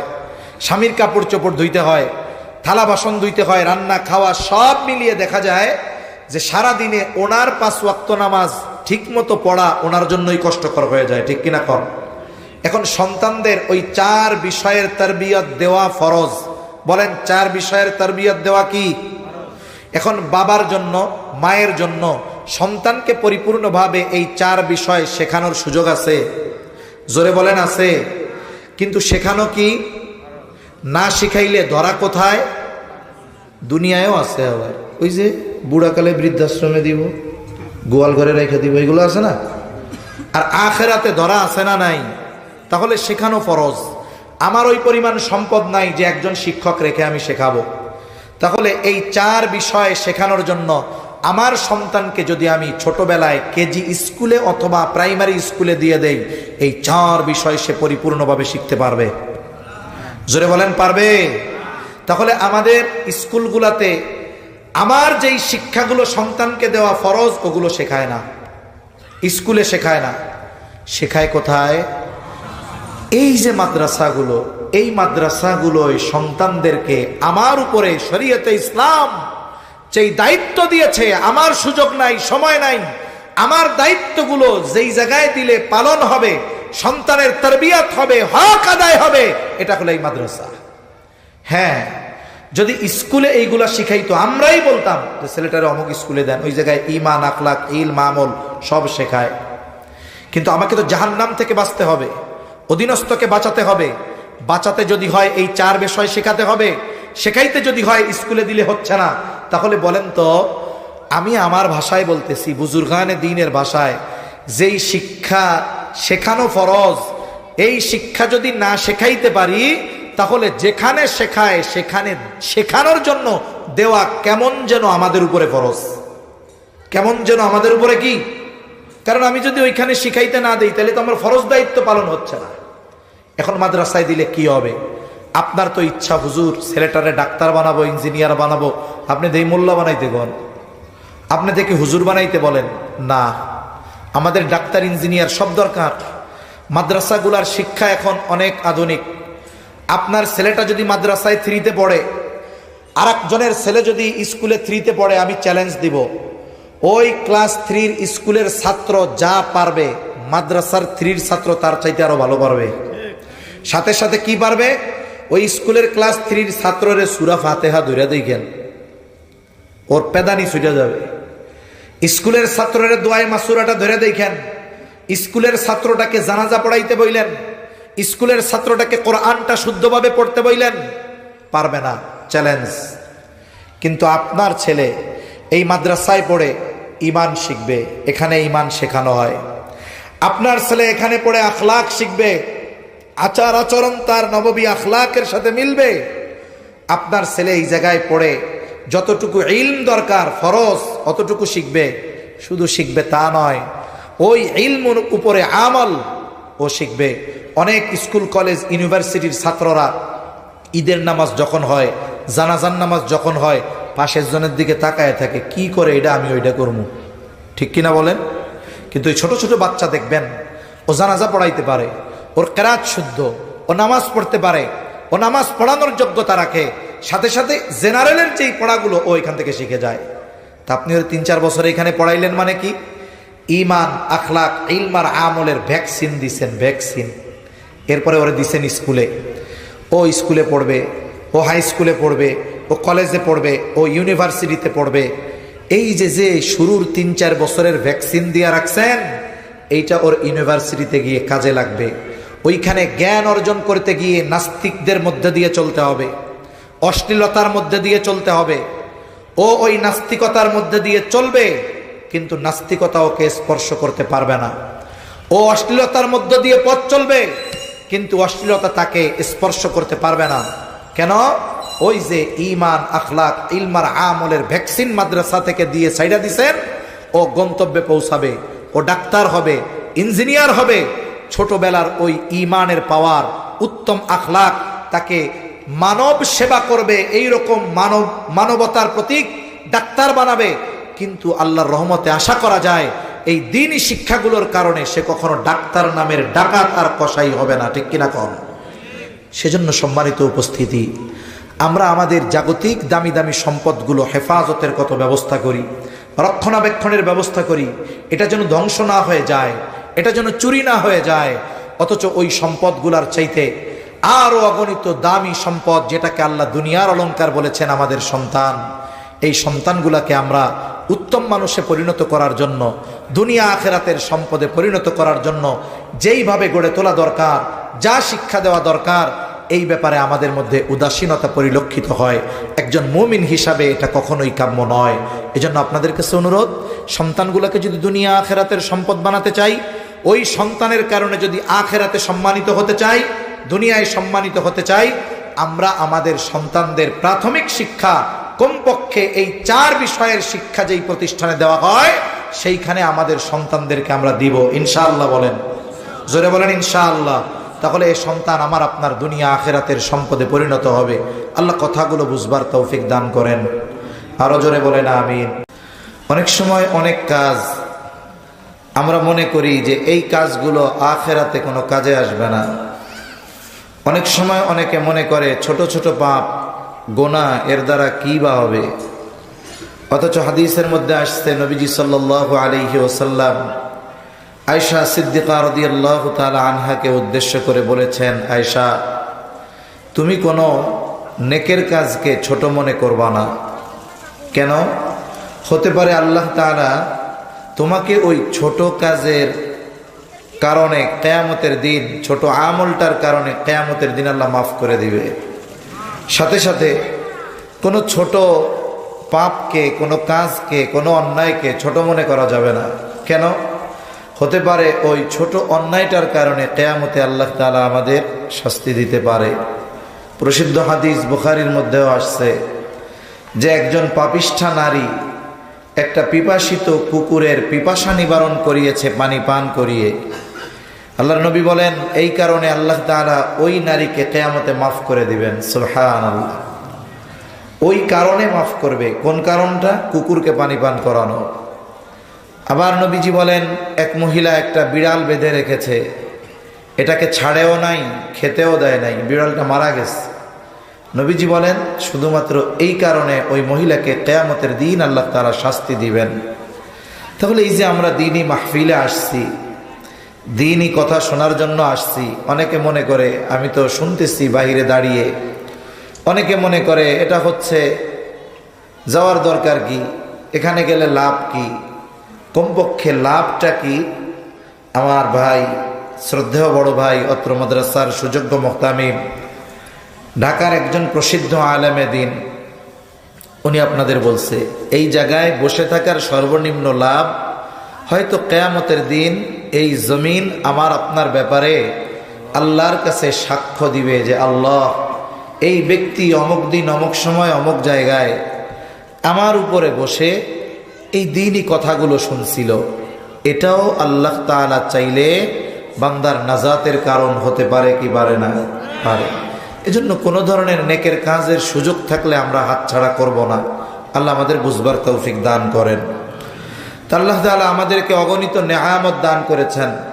কত নেয়ামত আল্লাহ তাআলা দিয়েছেন, এর হিসাব দুনিয়ার কেউ করতে পারবে না। আল্লাহ তাআলা বলেন, وَإِن تَعُدُّوا نِعْمَةَ اللَّهِ لَا تُحْصُوهَا। তোমরা যদি আল্লাহর নেয়ামত সমূহ গণনা করো, হিসাব করতে পারবা না। অগণিত নেয়ামত আল্লাহ তাআলা আমাদের দান করেছেন। নেয়ামত অগণিত, এই জন্য নেয়ামত গুলো যে কম দামি বিষয়টা এমন নয়। দুনিয়ার নিজাম, দুনিয়ার নিয়মটা হলো এইরকম, যেই জিনিসটা যখন বাজারে বেশি পাওয়া যায় সেটার দাম তখন কম থাকে। ঢাকার মধ্যে মাঝে মধ্যে দেখি টমেটোর কেজি জিজ্ঞাসা করি, বলে কত? 300 টাকা কেজি। আবার এই শীতের সময় যখন টমেটো উৎপাদন হয় 5 টাকা কেজি। তার মানে কি বোঝা গেল? এই টমেটো যখন অ্যাভেলেবেল উৎপাদন হয়, বেশি হয়, তখন কেজি হয়ে যায় 5 টাকা 10 টাকা। আর যখন উৎপাদন কম থাকে, বাজারে কম পাওয়া যায়, ওই টমেটোর কেজি হয়ে যায় 300 টাকা। এই যে দাম কম বেশি হওয়ার কারণ কি? বাজারে যখন বেশি উৎপাদন বেশি, দাম কম। যখন উৎপাদন কম, দাম বেশি। নেয়ামত কি কম না অগণিত? আপনাদের একটু জবাব দিতে হবে। বলেন, নেয়ামত কি কম না অগণিত? হিসাববিহীন নেয়ামত আল্লাহ দিছেন। এটা মনে করার সুযোগ নাই যে নেয়ামত অগণিত, এই জন্য মনে হয় কম দামি। বরং প্রত্যেকটা নেয়ামত আমরা বান্দা যেগুলো ভোগ করি, যদি নেয়ামতটা একটু আমাদের থেকে পৃথক হয়ে যায়, বুঝতে পারি নেয়ামতের দাম কত। আমি আমার কথাই বলতেছি, পাটা হালকা একটু মচকায় গেছে, ভেঙে যায় নাই, পড়েও যায় নাই। একটা সপ্তাহ ব্যাপী আমি বুঝতে পারতেছি এই সুস্থতাটা কত বড় নেয়ামত। তার মানে নেয়ামত ধারাবাহিকভাবে আমার আপনার কাছে আসতেছে, কোন সময় কম পড়ে না। এই জন্য আমি আপনি নেয়ামতের কদর বুঝি না, অথচ আল্লাহ তাআলা আমাকে আপনাকে আমাদেরকে এত দামি দামি নেয়ামত সর্বদা সরবরাহ করতেছেন, দিচ্ছেন। বলে ওই নেয়ামতটা যদি আমার আপনার থেকে 5-10 মিনিট যদি সংযোগ বিচ্ছিন্ন হয়ে যায়, এই দুনিয়ায় আমার আপনার বেঁচে থাকা সম্ভব হবে না। এই দামি দামি নেয়ামত গুলার মধ্যে একটা নেয়ামত অক্সিজেন। অক্সিজেন চিনেন? অক্সিজেন যেটা আমরা টানি, শ্বাস যেটা টানি এটা অক্সিজেন, যেটা ছাড়ি এটাকে কি বলে? Carbon die oxide. যেটা টানি এটা বিশুদ্ধ বাতাস, যেটা ত্যাগ করি এটা বিষাক্ত বাতাস। আপনাদের নওগাঁয় এমন কোন মানুষ আছে যেই ব্যক্তির নাক মুখ ধুমসে যদি ঠাইসা ধরা হয়, যদি তাকে অক্সিজেন না নিতে দেওয়া হয় অথবা কার্বন ডাই অক্সাইড ছাড়তে না দেওয়া হয়, সে 2-4-5 ঘন্টা বেঁচে থাকতে পারবে? আছে? 10 মিনিট, 5 মিনিট কেউ নিবেন নি চ্যালেঞ্জ যে 5 মিনিট 3 জনে মিলে আমার নাক মুখ ঠাইসা ধরবেন, আমি যদি 5 মিনিট পরে পাইছে থাকি 5000 টাকা দিব? এই চ্যালেঞ্জ কেউ নিবে? 1 লাখ টাকা দিলেও নিবে? ও জানে যে আমি যদি 5 মিনিট অক্সিজেন না পাই অথবা 5 মিনিট যদি ছাড়তে না পারি কার্বন ডাই অক্সাইড, বেঁচে থাকার সুযোগ নাই। একটু চিন্তা করেন তো, এই অক্সিজেন কি টাকা দিয়ে কিনি? জোরে বলেন না। টাকা দিয়ে কেনা লাগে? মোবাইলের টাকা ফুরাইলে বাজারে গিয়ে রিচার্জ করি, এটা কি বাজারে গিয়ে রিচার্জ করা লাগে? লাগে না। অথচ খাবারবিহীন, পানিবিহীন, চিকিৎসকেরা বলেন, চিকিৎসা বিজ্ঞান বলে একজন মানুষ 22 দিন পর্যন্ত বাঁচতে পারে। খাবারও খাবে না, পানিও পান করবে না, 22 দিন পর্যন্ত সর্বোচ্চ বাঁচতে পারে আল্লাহ যদি হায়াত রাখে। কিন্তু আল্লাহ তাআলা বেঁচে থাকার জন্য কিছু বস্তু অপরিহার্য করে দিয়েছেন। এর মধ্যে অন্যতম হলো এই অক্সিজেন। এটা বিহীন চিকিৎসা বিজ্ঞান বলে কোন মানুষ 5টা মিনিট বেঁচে থাকতে পারবে না। একটু খেয়াল দিয়ে শুনতে হবে। খাবার পানি বিহীন চিকিৎসা বিজ্ঞান বলে বেঁচে থাকতে পারে 22 দিন। অক্সিজেন বিহীন বেঁচে থাকতে পারবে সর্বোচ্চ 5 মিনিট। এখন বলেন তো, আমি আপনি এই দুনিয়ার হায়াতে খাবার পানির জন্য বেশি চিন্তা করি নাকি অক্সিজেনের জন্য চিন্তা করি? খাবার পানির জন্য। রাত্রে শুয়ে শুয়ে চিন্তা করেন কোন সময় সকালে যদি অক্সিজেন না পাই কেমনে বাঁচবো? চিন্তা করে কেউ? যদি মাস শেষ হওয়ার আগে, বেতন পাওয়ার আগে পকেট ফাঁকা হয়ে যায়, চাউলের বস্তা খালি হয়ে যায়, তরকারি টরকারি না থাকে, এখনো বেতন পাইতে 10 দিন, খাবার আছে 2 দিনের, এই 2 দিন পরে বাকি 8 দিন কিভাবে চলবো, এই টেনশন সবার আছে না নাই? কিন্তু অক্সিজেন তো 5 মিনিট না পাইলে বাঁচবো না। অথচ ওই অক্সিজেনের জন্য আমাদের কোনো পেরেশানিও নাই, চিন্তাও নাই। কেন? বলে এই অক্সিজেনের সরবরাহ দুনিয়ার কেউ করে না, করে কে? জোরে বলেন না, কে করে? আল্লাহ। তেল সরবরাহে একটু বিঘ্নতা ঘটতেছে। অবস্থা দেখছেন কি হয়েছে? কোনো জায়গায় তেল নাই। যেই পাম্পে তেল দেয় 3 কিলোমিটার মোটরসাইকেল গাড়ির লাইন। তাহলে এই অক্সিজেন সরবরাহের জিম্মাদারি আল্লাহ তাআলার হাতে। আল্লাহ তাআলা এই অক্সিজেন নামক নেয়ামত আমাদের জন্য এত সহজ করে দিয়েছেন, টাকা দিয়ে কেনা লাগে না, বাজারে গিয়ে রিচার্জ করা লাগে না। অক্সিজেন পাওয়ার জন্য আল্লাহ তাআলা কোনো শর্ত দেন নাই। যদি একটু শর্ত দিয়া দিতেন যে ইমান যদি কেউ না আনে অক্সিজেন পাবে না, তাইলে বেঈমান সব মইরা শেষ হয়ে যাইত। আবার যদি শর্ত দিতেন যেই ব্যক্তি ফজরের নামাজ মসজিদে পড়বে জোহর পর্যন্ত তার অক্সিজেন রিফিল হবে, যেই ব্যক্তি জোহর পড়বে আসর পর্যন্ত তার অক্সিজেন রিফিল হবে, যেই ব্যক্তি আসর পড়বে মাগরিব পর্যন্ত তার অক্সিজেন রিফিল হবে, মাগরিব পড়লে এশা পর্যন্ত, এশা পড়লে ফজর পর্যন্ত। বলেন তো গোটা দুনিয়া খুঁজে একটা বেনামাজি পাওয়া যাইতো নাকি? যাইতো না। তাহলে আল্লাহ তাআলা এই দামি নেয়ামতটা কত সহজে দিছেন, এত নাফরমানি করি এরপরেও আল্লাহ তাআলা নেয়ামতটার সরবরাহ বন্ধ করে দেয় না। এই রব আমাদেরকে এই রকম দামি দামি অনেক নেয়ামত দিয়েছেন, একটা একটা বলতে গেলে রাত শেষ হয়ে যাবে। দামি নেয়ামত গুলার মধ্যে অন্যতম এক দামি নেয়ামত হলো সন্তান। আল্লাহ প্রদত্ত দামি নেয়ামত গুলার মধ্যে অন্যতম নেয়ামত কি? জোরে কন, জোরে বলেন না কি? যার আছে সেও কন, যার নাই সেও বলেন। আল্লাহ তাআলা প্রদত্ত অন্যতম দামি নেয়ামত কি? সন্তান। কুরআনুল কারীমে আল্লাহ তাআলা যেই কয়েকটা বিষয়কে দুনিয়ার সৌন্দর্য, দুনিয়ার অলংকার বলে ঘোষণা করেছেন, এর মধ্যে একটা হলো সন্তান। সুবহানাল্লাহ কোন। আল্লাহ তাআলা বলেন আল মালু ওয়াল বানুনা যিনাতুল হায়াতিদ দুনিয়া। আল্লাহ তাআলা বলেন সন্তান সম্পদ এগুলো হলো দুনিয়ার অলংকার, দুনিয়ার সৌন্দর্য। তার মানে যেই পরিবারের সন্তান নাই দুনিয়ার সৌন্দর্য থেকে সে বঞ্চিত।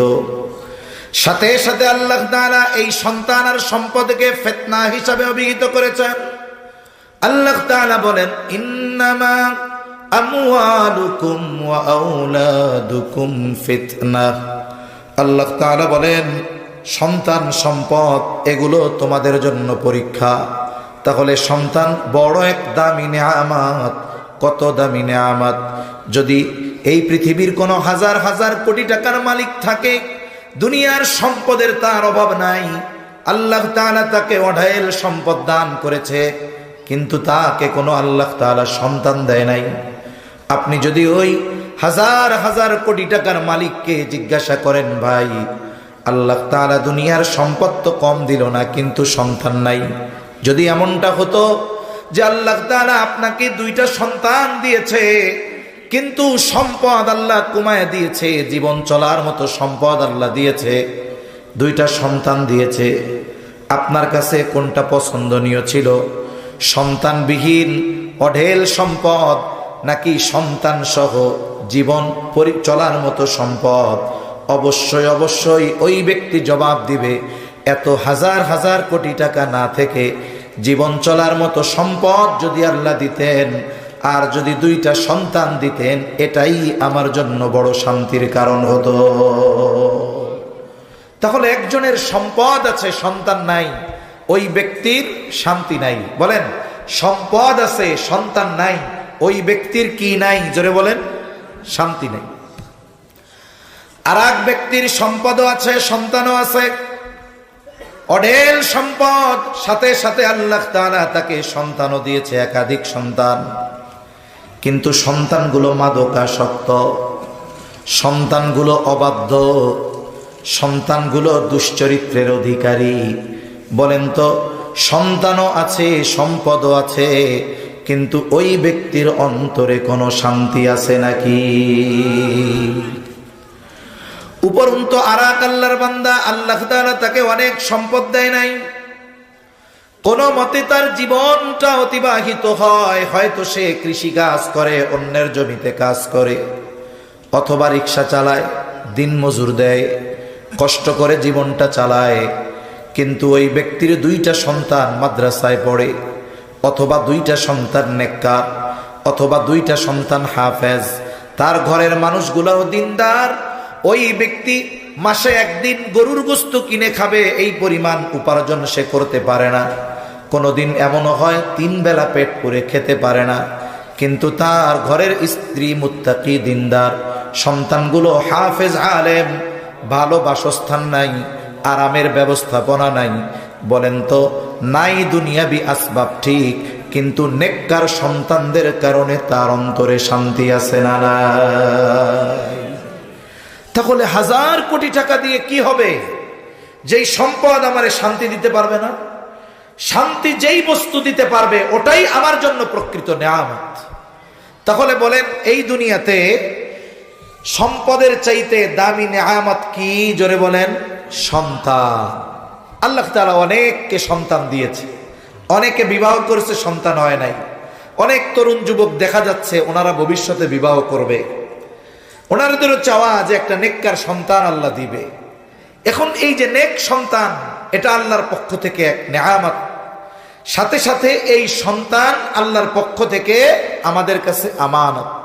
মনে রাখতে হবে, হাদিসের মধ্যে আসছে প্রত্যেকটি সন্তান ফিতরাতের উপরে জন্মগ্রহণ করে, তার মানে দ্বীনের উপরে জন্মগ্রহণ করে, সে দ্বীন মানার যোগ্যতা নিয়ে জন্মগ্রহণ করে। তার মানে একটা সন্তান যখন দুনিয়ায় আসে তার মধ্যে দ্বীন শেখার, ইসলাম মানার, দ্বীনের উপরে চলার যোগ্যতা থাকে। তবে নবীজি বলেন, তার অভিভাবক তাকে ইহুদি বানায় অথবা তার অভিভাবক তাকে নাসারা বানায়। তার মানে সন্তান যদি বদ্দীন হয়, সন্তান যদি পাপাচারে লিপ্ত হয়, এর দায়ভার অভিভাবকের উপরে আছে না নাই? জোরে বলেন না, আছে না নাই? আপনার সন্তান ইয়াবা খায়, আপনার সন্তান গাঁজা খায়, আপনার সন্তান ইফটিজিং করে, আপনি যদি বলেন আমার কি করার আছে, ইসলাম বলে এই দায়ভার তোমারও আছে। দেখা যাবে আমি আপনি এই সন্তান দুনিয়ায় আসার পর থেকে ওই সন্তানের তারবিয়ত, সন্তানের প্রতিপালন, কোন পদ্ধতিতে সন্তানকে গড়ে তুললে নেককার সন্তান হতো, আমি আপনি ওই পদ্ধতি অবলম্বন করি নাই। আমার উদাসীনতা আর গাফলতির কারণে হয়তো আমার সন্তান পথচ্যুত হয়ে গেছে।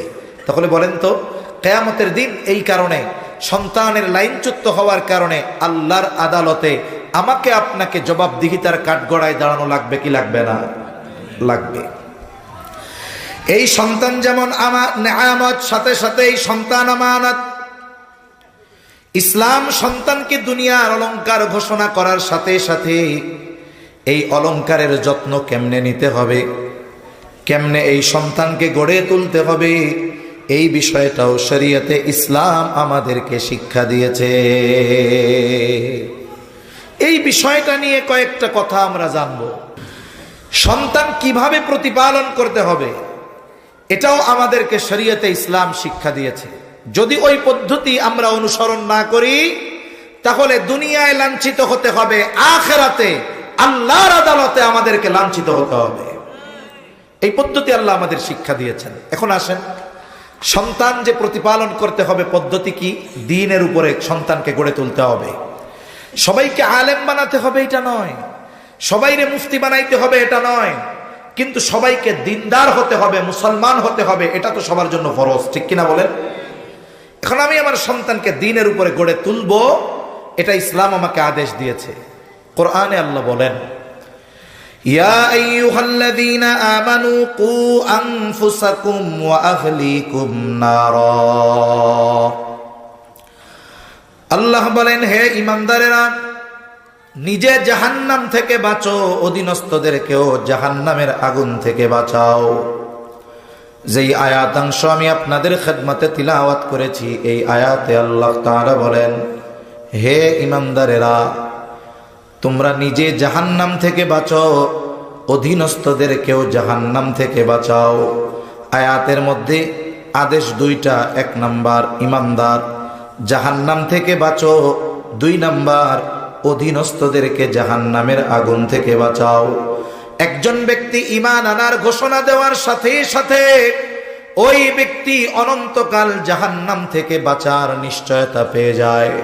তার মানে কোন ব্যক্তি যদি ঈমান আনে, আল্লাহ যদি তাকে দয়া করে ওই ঈমান নিয়ে মৃত্যুবরণ করার সুযোগ প্রদান করে, দুনিয়ায় যদি সে আল্লাহ তাআলার হুকুম আহকাম না মানে হয়তো পাপের কারণে তাকে শাস্তি ভোগ করা লাগবে, কিন্তু ঈমানের কারণে আল্লাহ তাআলা একটা সময় তাকে জাহান্নাম থেকে নাজাত দিয়ে জান্নাতের মালিক বানায়া দিবে।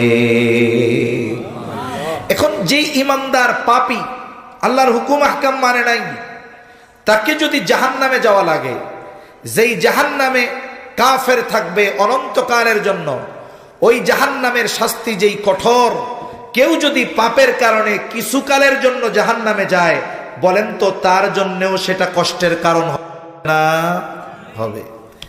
তাই কেমন যেন আল্লাহ তাআলা আমাদেরকে বলেন, হে ঈমানদারেরা, ঈমান আনার মাধ্যমে অনন্তকাল জাহান্নাম থেকে তো বাঁচলা, এখন আমি আল্লাহর হুকুম আহকাম আদেশ নিষেধ মান্য করার মাধ্যমে ক্ষণস্থায়ী জাহান্নামের শাস্তি থেকে নিজেকে বাঁচাও। তার মানে আমরা যারা ঈমানদার, আল্লাহ তাআলার আদেশ নিষেধ মান্য করার মাধ্যমে নিজেদেরকে ক্ষণস্থায়ী জাহান্নামের শাস্তি থেকে বাঁচাবো।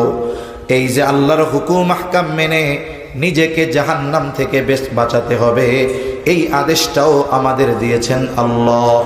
2 নম্বর আদেশ, ঈমানদার তুমি শুধু আল্লাহর হুকুম আহকাম মেনে নিজে জাহান্নাম থেকে বাঁচবা এমনটা হবে না, ওয়া আহলিকুম, সাথে সাথে তুমি তোমার অধীনস্থ যারা আছে তাদেরকেও জাহান্নাম থেকে বাঁচাও।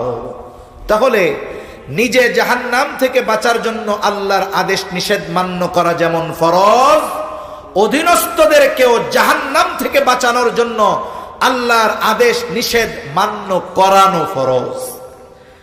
আমি নিজে আমল করব, অধীনস্থদের দিয়ে আমল করাবো। অধীনস্থের আমল যদি আমি করি, তাহলে তার জন্য এটা কাজে আসবে না। কোনো বাবা যদি চিন্তা করে যে আমার সন্তান তো নামাজ পড়ে না, তাই আজকে থেকে প্রত্যেক ওয়াক্তে আমি ডাবল ডাবল নামাজ পড়বো, একটা আমার ছেলের আর একটা আমার ছেলের, বলেন তো কাজ হবে?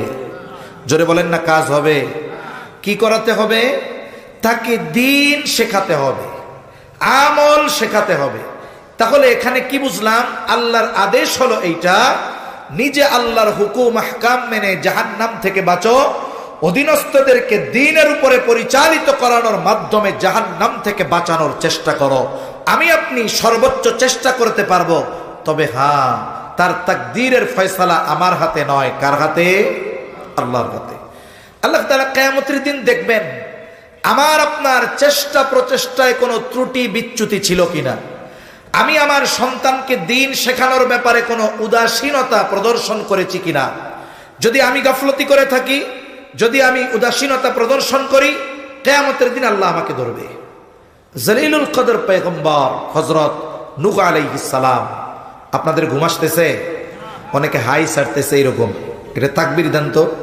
লিল্লাহি তাকবীর, নারায়ে তাকবীর, মাশাআল্লাহ। পাশে কেউ ঘুমাইলে একটু জায়গায় দিয়েন, অনেক লম্বা কথা বলবো না ইনশাআল্লাহ। নূহ আলাইহিস সালাতু ওয়াস সালাম দাওয়াত দিয়েছেন 950 বছর। কত বছর? 950 বছর আল্লাহ ওনারে হায়াত দিয়েছেন। দীর্ঘকাল উম্মতের মধ্যে উনি দাওয়াত দিয়েছেন। একটা সময় এমন অবস্থা, অল্প কিছু মানুষ ঈমান আনছে। কোন কোন তাফসীরে আসছে 80 জন, মাত্র কয়জন? 80 জন। ওনার স্বয়ং ওনার সন্তান ঈমান আনে নাই।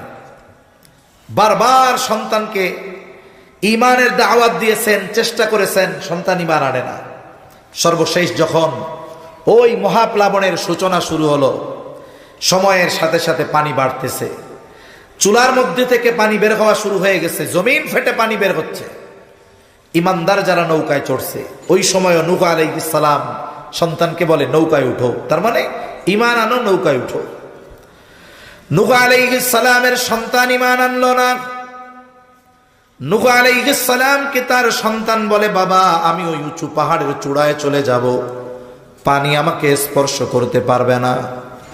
সাধারণ প্লাবন আর ওই মহাপ্লাবন এক ছিল না। তাফসীরের মধ্যে আসছে গোটা পৃথিবীর একটা জায়গাও শুকনা ছিল না। আল্লাহ তাআলা গোটা পৃথিবীকে পানি দ্বারা প্লাবিত করে ফেলছেন। নূহ আলাইহিস সালামের সন্তান ঈমান আনে নাই, সেও মারা গেছে। কিয়ামতের দিন আল্লাহ তাআলা নূহ আলাইহিস সালামকে বলবে না, ও পয়গম্বর নূহ, আপনার সন্তান কেন ঈমান আনলো না?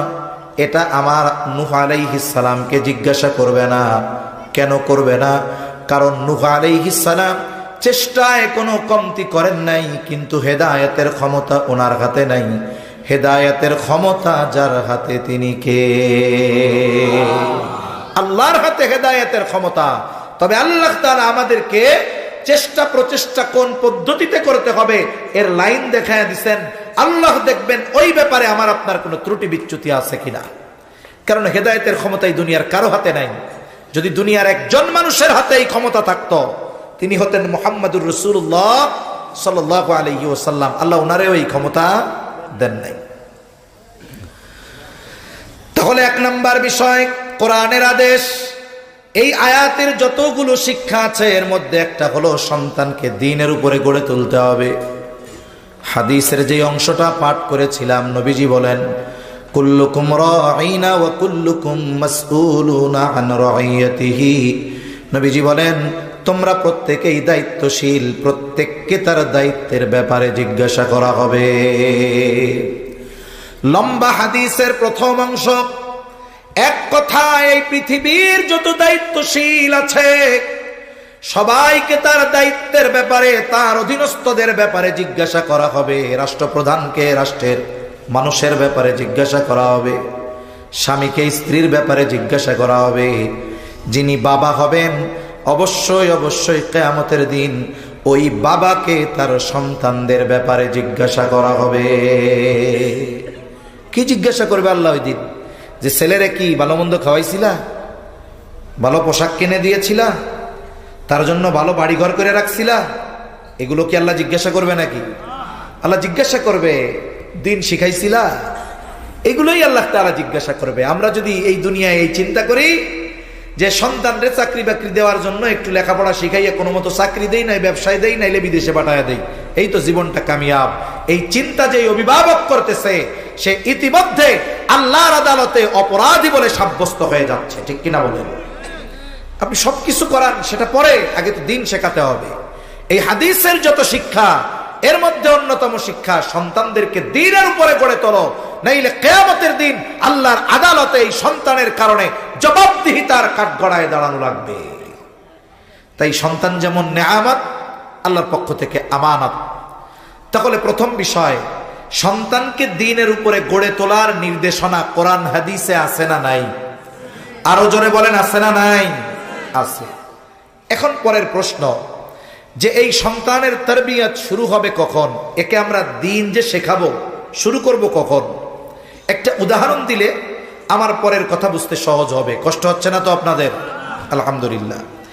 এই যে আজকের এই মাহফিল, আজকের মাহফিলটা ধরে 2 দিনের মাহফিল। 2 দিনে এই মাহফিলটা হইছে 6-12 ঘন্টা। মূল আয়োজন বা মূল আলোচনা, মূল অধিবেশন 2 দিনে 6-12 ঘন্টা হবে, একটু কম বেশি হতে পারে। মূল আয়োজন 12 ঘন্টার। কিন্তু বলেন তো, এই আয়োজনটাকে সুন্দর করার জন্য, এই আয়োজনটাকে সুষ্ঠুভাবে শেষ করার জন্য প্রস্তুতি কি 12 ঘন্টার না 12 মাসের? জোরে বলেন না।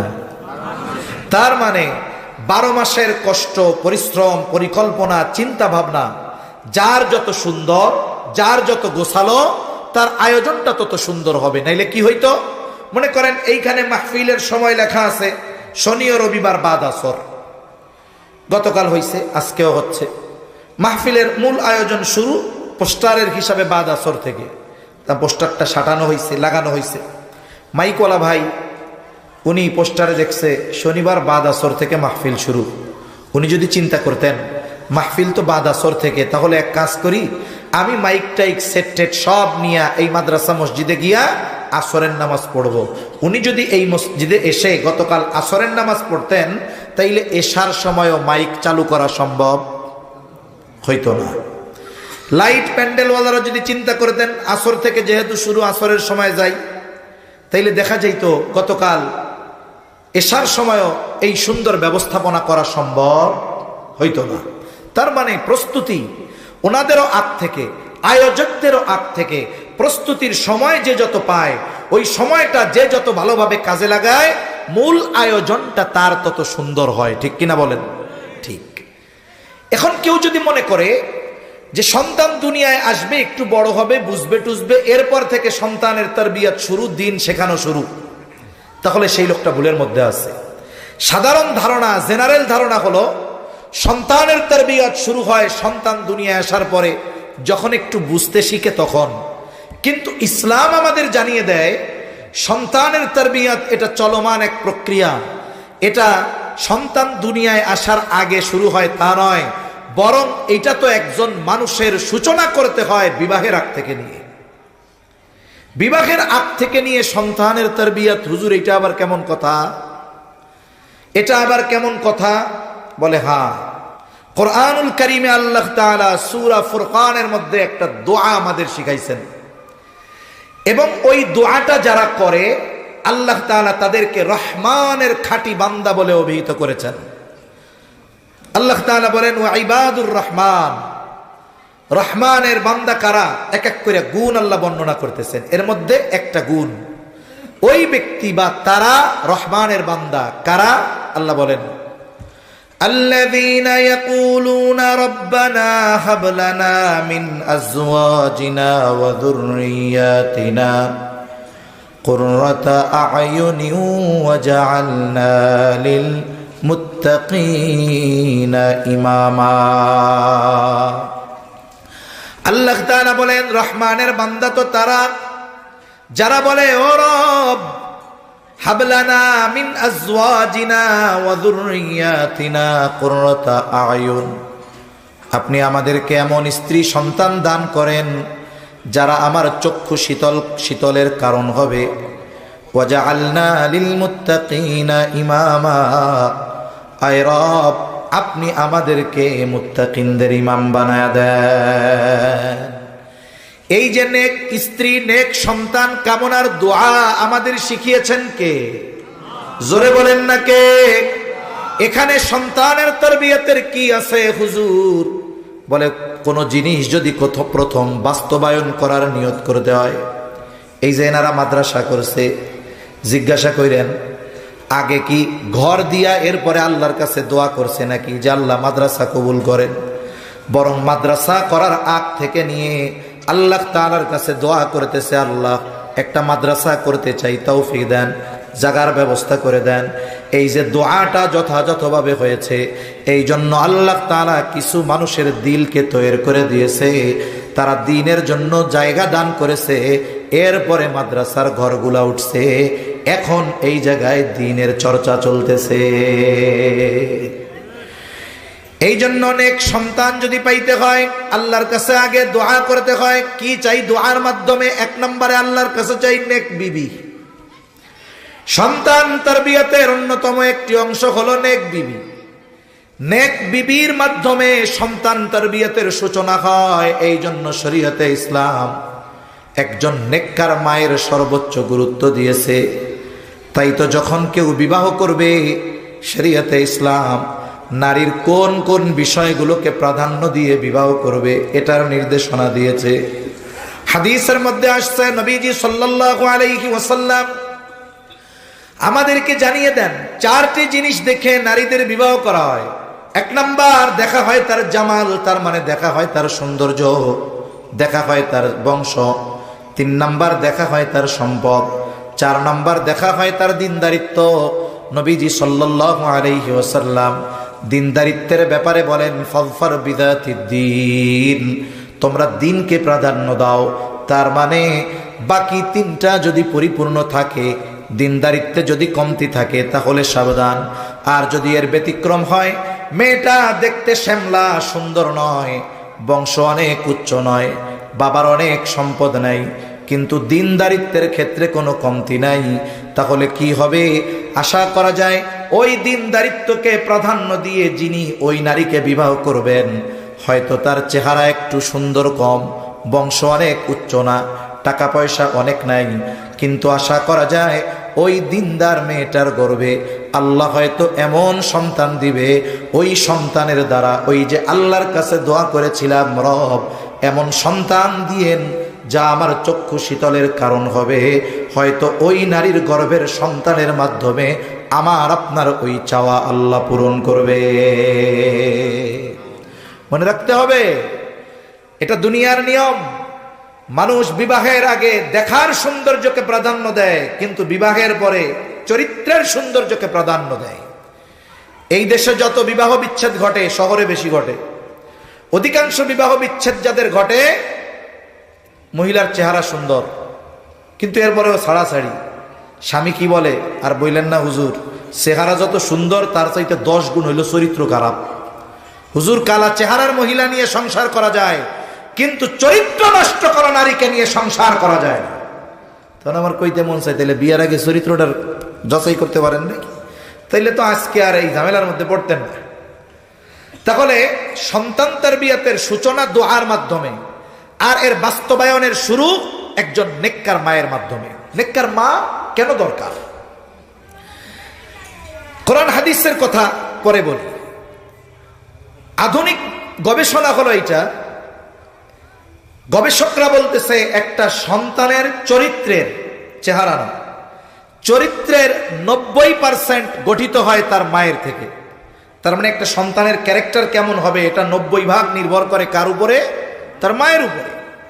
একজন বাবা, তিনি সন্তানের জন্য ভালো খাবারের ব্যবস্থা করতে পারেন, পোশাকের ব্যবস্থা করতে পারেন, ভালো মাদ্রাসায় স্কুলে পড়ানোর ব্যবস্থা করতে পারেন, ভালো যানবাহনের ব্যবস্থা করতে পারেন, কিন্তু একজন বাবা সন্তানের চরিত্র গঠনে যতটা না ভূমিকা রাখেন, তার চাইতে বেশি ভূমিকা থাকে একজন মায়ের।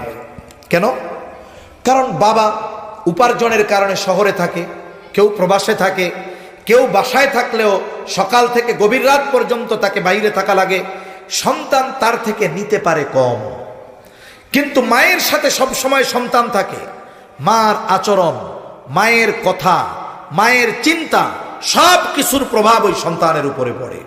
শুধু তাই না, আধুনিক বিজ্ঞান বলে একজন প্রেগন্যান্ট মহিলা, সে বাচ্চাকে পেটে রাখা অবস্থায় যেই ধরনের অ্যাক্টিভিটিস করে, কোরআন যদি পড়ে এর প্রভাব পড়ে, গান যদি শুনে তার প্রভাব পড়ে, পাপ যদি করে তার প্রভাব পড়ে। এটা আধুনিক বিজ্ঞান বলতেছে এটা। তাহলে দেখুন, একজন সন্তান নেককার হিসাবে গড়ে তোলার ক্ষেত্রে সবচাইতে বড় ভূমিকা হলো মায়ের। অথচ অধিকাংশ ফ্যামিলি এই মা নির্বাচনের সময়, স্ত্রী নির্বাচনের সময় টাকা পয়সারে প্রাধান্য দেয়, যৌতুককে প্রাধান্য দেয়, চেহারাকে প্রাধান্য দেয়, বংশকে প্রাধান্য দেয়, কিন্তু মূল যেটা আখলাক আর দিনদারিত্ব, এটাকে প্রাধান্য দেয় না। আমাদের সামাজিক পারিবারিক কলহ কেন বাড়তেছে? পরিবারের মধ্যে স্বামী স্ত্রীর সম্পর্ক ভালো নাই, এর ফলশ্রুতিতে কত ধরনের পাপ সংগঠিত হচ্ছে। এটা কেন? এটা হওয়ার অন্যতম যে আমরা মা নির্বাচনে ভুল করে ফেলেছি।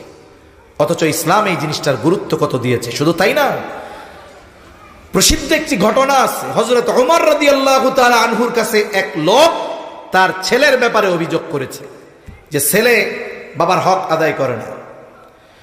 লোকটা গিয়ে বলতেছে, খলিফাতুল মুসলিমিন, আমার সন্তান আমার হক আদায় করে না।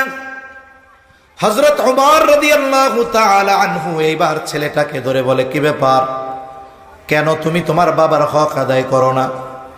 এই যুবক ছেলেটা এবার খলিফাতুল মুসলিমিনকে পাল্টা প্রশ্ন করে বলে, খলিফাতুল মুসলিমিন, হক কি শুধু পিতা সন্তানের কাছে পায়? সন্তান কি পিতার কাছে কোনো হক পায় না? হযরত ওমর রাদিয়াল্লাহু তাআলা আনহু এই যুবকের প্রশ্নের জবাবে মৌলিক কয়েকটি হকের কথা বলেছেন। তিনি 1 নম্বরে সন্তানের যেই হকের কথা বলেছেন, তিনি বলেছেন প্রত্যেকটা সন্তানের তার পিতার কাছে প্রথম ও প্রধান হক হলো একজন দিনদার মা। অথচ সন্তান দুনিয়ায় আসার আগেই একজন অভিভাবকের উপরে, পিতার উপরে সন্তানের একটা হক সাব্যস্ত হয়ে যায়। তাহলে যেই পিতা বিবাহের সময় দিনদারিত্বকে প্রাধান্য দেয় নাই, সন্তান দুনিয়ায় আসার আগে ওই পিতা সন্তানের হক নষ্ট করে বসে আছে। সেনসিটিভ বিষয়, গুরুত্বপূর্ণ বিষয়, কিন্তু আমাদের এ নিয়ে কোনো চিন্তা নাই। আমরা চিন্তা করি পরে, যখন সন্তান খাইতে দেয় না। আমরা চিন্তা করি ওই সময় যখন সন্তান বৃদ্ধাশ্রমে ফেলে রেখে আসে। চিন্তা করি ওই সময় যখন সন্তান মা বাবাকে গ্রামের বাড়িতে ফেলে রেখে স্ত্রীকে নিয়ে শহরে আলিশান ফ্ল্যাটের মধ্যে থাকে। চিন্তা আসে তখন যে হায় রে, যদি আমি সন্তানদের একটু দিনদার বানাইতাম। আমি ভুক্তভোগী হওয়ার আগে আমাকে সিদ্ধান্ত নিতে হবে। তাহলে 1 নম্বর সন্তান তারবিয়াতের প্রথম ধাপ একজন নেককার মা। যারা বিবাহ করে ফেলছেন তারা তো ফেলছেন, তারা আবার পরেরটা করতে যাইয়া ঝামেলা বাঁধায়েন না, ওই পর্যন্ত থাকেন, আল্লাহর কাছে দোয়া করেন। আর যারা করেন নাই তাদের কাছে অনুরোধ, আপনি চামড়ার সৌন্দর্যের প্রাধান্য দিয়ে দিনদারিত্বকে আপনি অপশনাল বানায় ফেলেন না। আগে দেখবেন দিন ঠিক আছে কিনা, এরপরে চেহারা, সম্পদ, টাকা পয়সা, বংশ যদি ভালো হয়, ভালোর উপরে ভালো। 2 নম্বর বিষয়, একজন নেককার মায়ের ব্যবস্থা হলো সন্তান তারবিয়াতের দ্বিতীয় গুরুত্বপূর্ণ বিষয় হলো দোয়া। দোয়া হলো মুমিনের এক পাওয়ারফুল অস্ত্র। কোরআনুল কারীমের মধ্যে আল্লাহ তাআলা দোয়াকে ইবাদত বলে অভিহিত করেছেন। সাথে সাথে নবীজি সাল্লাল্লাহু আলাইহি ওয়াসাল্লাম হাদিসের মধ্যে বলেন, আদ-দুআউ হুয়াল ইবাদাহ, দুআই ইবাদত। আর এক বর্ণনায় নবীজি বলেন, আদ-দুআউ মুখুল ইবাদাহ, দোয়া হলো ইবাদতের মগজ। আগে আপনি একা দোয়া করছেন, ও রব নেককার বিবি দেন, নেককার সন্তান দেন। এখন আল্লাহ তাআলা নেককার বিবি দিল, এবার 2 জনে মিলে দোয়া করেন, ও রব আমাকে আপনি নেককার সন্তান দেন। আল্লাহ তাআলার কাছে শুধু সন্তান চাইব না, বরং নেককার সন্তান চাইব। আর নেক সন্তান চেয়ে আল্লাহ তাআলার কাছে দোয়া করা, এটা পয়গম্বর আলাইহিমুস সালামের আমল। জলিলুল কদর পয়গম্বর, মুসলিম মিল্লাতের পিতা খলিলুল্লাহ ইব্রাহিম আলাইহিস সালাম আল্লাহ তাআলার কাছে নেককার সন্তান চেয়ে দোয়া করেছেন। যখন নমরুদের অগ্নিকুণ্ড থেকে আল্লাহ তাআলা ওনারে হেফাজত করেছেন, ইরাকেল বাবেল থেকে তিনি শামের উদ্দেশ্যে হিজরত শুরু করলেন, ওই সময় আল্লাহ তাআলার কাছে তিনি দোয়া করেছেন। তিনি নিঃসন্তান তখন, রব্বি হাবলি মিনাস সলিহিন, ও রব আমাকে আপনি একজন নেককার সন্তান দেন। তাহলে আল্লাহ তাআলার কাছে নেক সন্তান চেয়ে দোয়া করা, এটা ইব্রাহিম আলাইহিস সালামের আমল। মুফাসসিরিনে কেরাম বলেন, এইখানে বোঝা যায় যে ইব্রাহিম আলাইহিস সালাম আল্লাহর কাছে ছেলে সন্তান চাইছে। কি সন্তান চাইছে? জোরে বলেন না, কি সন্তান? এই জন্য ছেলে সন্তান চাওয়া, এটা ইব্রাহিম আলাইহিস সালামের আমল। এখন চাইলাম ছেলে, আল্লাহ দিল মেয়ে, রাগ হওয়া যাবে?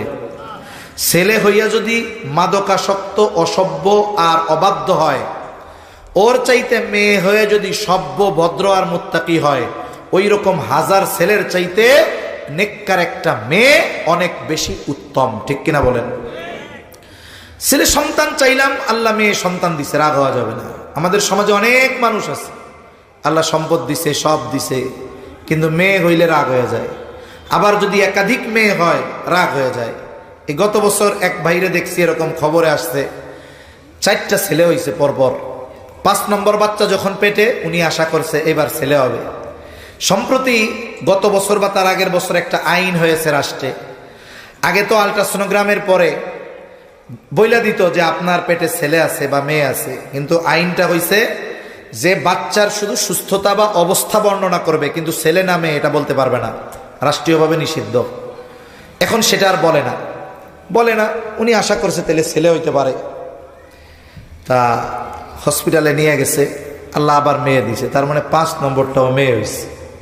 আল্লাহর বান্দা রাগ হয় নাই, সুন্দর মতো দামি ল্যান্ড ক্রুজার গাড়িতে বিয়ার মতো গাড়ি সাজাইয়া ফুল টুল দিয়া মেয়ে আর মেয়ের মাকে সুন্দর মতো বরণ করে বাড়ি নিয়ে আসছে। এরকম আল্লাহর বান্দা আছে, আল্লাহ কবুল করুক, বলি আমিন।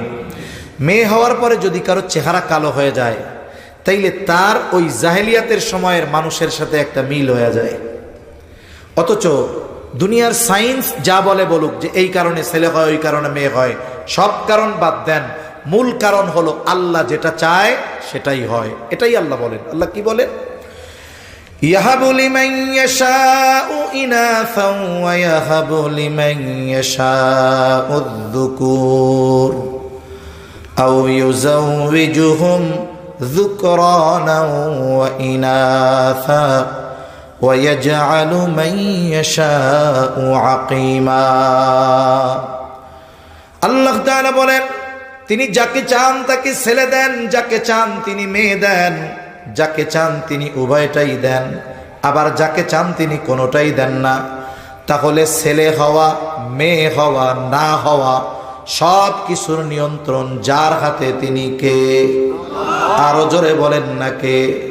এখন মেয়ে হয়েছে, মেয়ে হওয়াটাকে আল্লাহ বলেছেন সুসংবাদ। মেয়ে হওয়া কি সংবাদ? জোরে গণ। এই সুসংবাদ শুনে যদি কারো চেহারাটা কালো হয়ে যায়, তার মধ্যে ওই জাহেলিয়াতের সময়ের মানুষের মধ্যে মিল পাওয়া যায়। কারণ আল্লাহ তাআলা কোরআনুল কারীমের মধ্যে বলেন, ওয়াইযা বুশিরা আহাদুহুম বিল উনসা যাল্লা ওয়াজহুহু মুসওয়াদ্দান ওয়া হুয়া কাযীম। ওই জাহেলিয়াতের সময়ের মানুষদের ব্যাপারে আল্লাহ তাআলা বলেন, যখন তাদেরকে কন্যা সন্তানের সুসংবাদ দেওয়া হতো, কন্যা সন্তানের সুসংবাদ, আল্লাহ বলেন কি হইতো?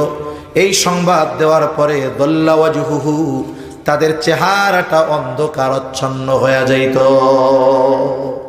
তাই মেয়ে হলে আমরা কি মুখ কালা করে বসে থাকবো? মুখ কালো করবো না। আর এই মুখ কালো করার পেছনে একদল মানুষ দায়ী আছে। কারা? যারা বলে মেয়ে বিবাহ করার সময় আমার ছেলের একটা মোটরসাইকেল দিতে হবে।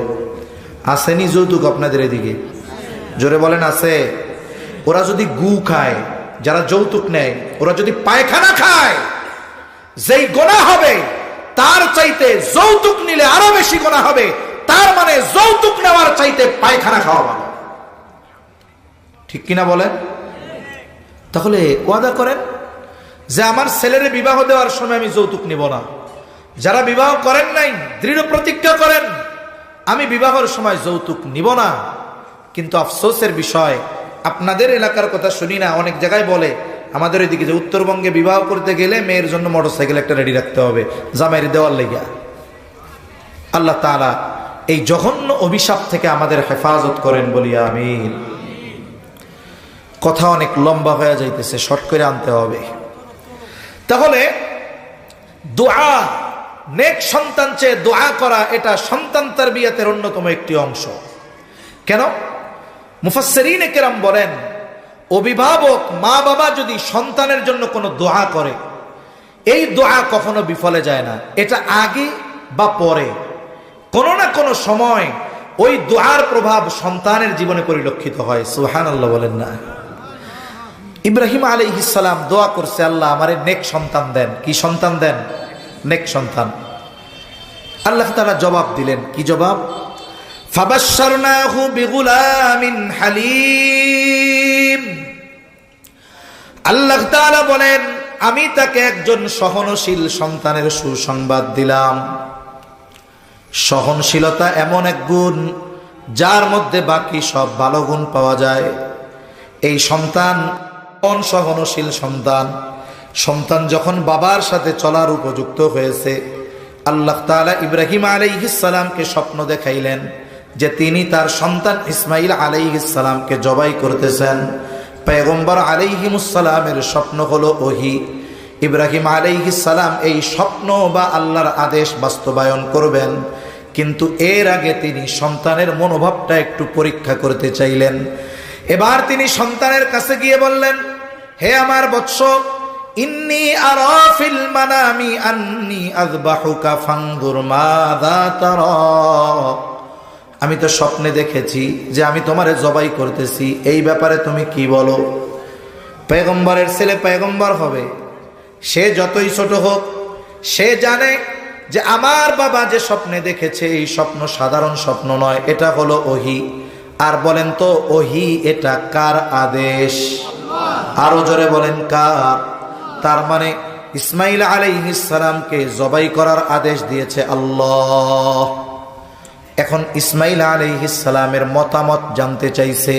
বলুন তো, ওই সময় যদি ইসমাইল আলাইহিস সালাম বলতো, বাবা আপনাকে আল্লাহ তাআলা আমারে দিয়েছে যখন আপনার বয়স 86 বছর, ওই সময় আল্লাহ তাআলা আমাকে দান করছে, আপনি আমারে জবাই করবেন কেন?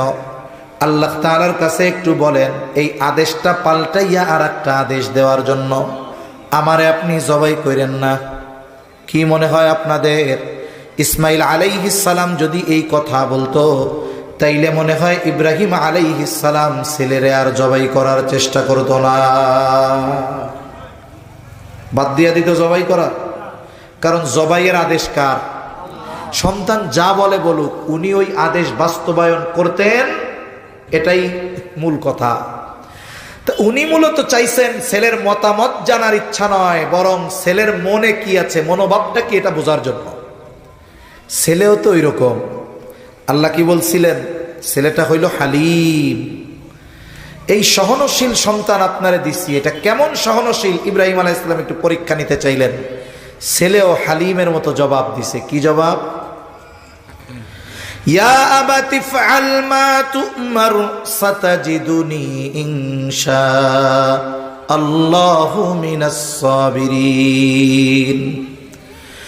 ইব্রাহিম আলাইহিস সালাম যখন বললেন, ও আমার পিতা, ইব্রাহিম আলাইহিস সালাম যখন বললেন, ও আমার সন্তান, আমি স্বপ্নে দেখেছি যে আমি তোমারে জবাই করতেছি, তুমি কি বলো?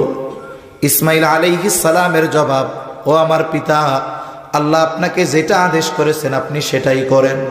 উপরন্তু সন্তান এবার কেমন যেন বাবাকে সান্ত্বনা দিয়ে বলে, বাবা আপনি পেরেশানি হয়েন না, চিন্তা করেন না, সাতাজিদুনি ইনশাআল্লাহু মিনাস সাবিরিন। আপনি আল্লাহর আদেশ বাস্তবায়ন করেন, ইনশাআল্লাহ আপনি আমাকে ধৈর্যশীলদের অন্তর্ভুক্ত পাবেন। এই কথাটা বলার একটা উদ্দেশ্য আছে আমার। যেহেতু জীবনের প্রয়োজনে শহরে অবস্থান করতে হয়, জুমার দিন যখন মসজিদে যাই, অনেক মানুষ অনেক কিছুর জন্য আইসা দোয়া চায়। অনেক অভিভাবক এই দোয়াও চায় যে হুজুর একটু দোয়া করেন, ছেলেটা কথা শোনে না। অনেক অভিভাবক তখন ছেলের জন্য কি কি করেছে এর একটা বর্ণনা দেয়, বলে হুজুর ছেলে যা আছে সে ছেলের তাই দিয়েছি। শুধু তাই না হুজুর, আমার ছেলের স্কুলে যাওয়ার জন্য গাড়ি আছে, আমি কষ্ট করে হেঁটে হেঁটে রিক্সায় লোকাল বাসে অফিসে যাই, ছেলেকে স্কুলে যাওয়ার জন্য গাড়ি দিয়ে দিছি। হুজুর গরমে কষ্ট হয়, আমার রুমে এসি নাই, ছেলেটার রুমে এসি লাগাইয়া দিয়েছি। এত কিছু করার পরেও হুজুর আমার ছেলে আমার কথা শোনে না, ডানে বললে বামে যায়, বামে বললে ডানে যায়। উনি মনে করতেছে ছেলে যা চায় তাই দিলে, ছেলের সব আরাম আয়েশের ব্যবস্থাপনা করলেই মনে হয় ছেলে বাধ্য হয়ে যায়।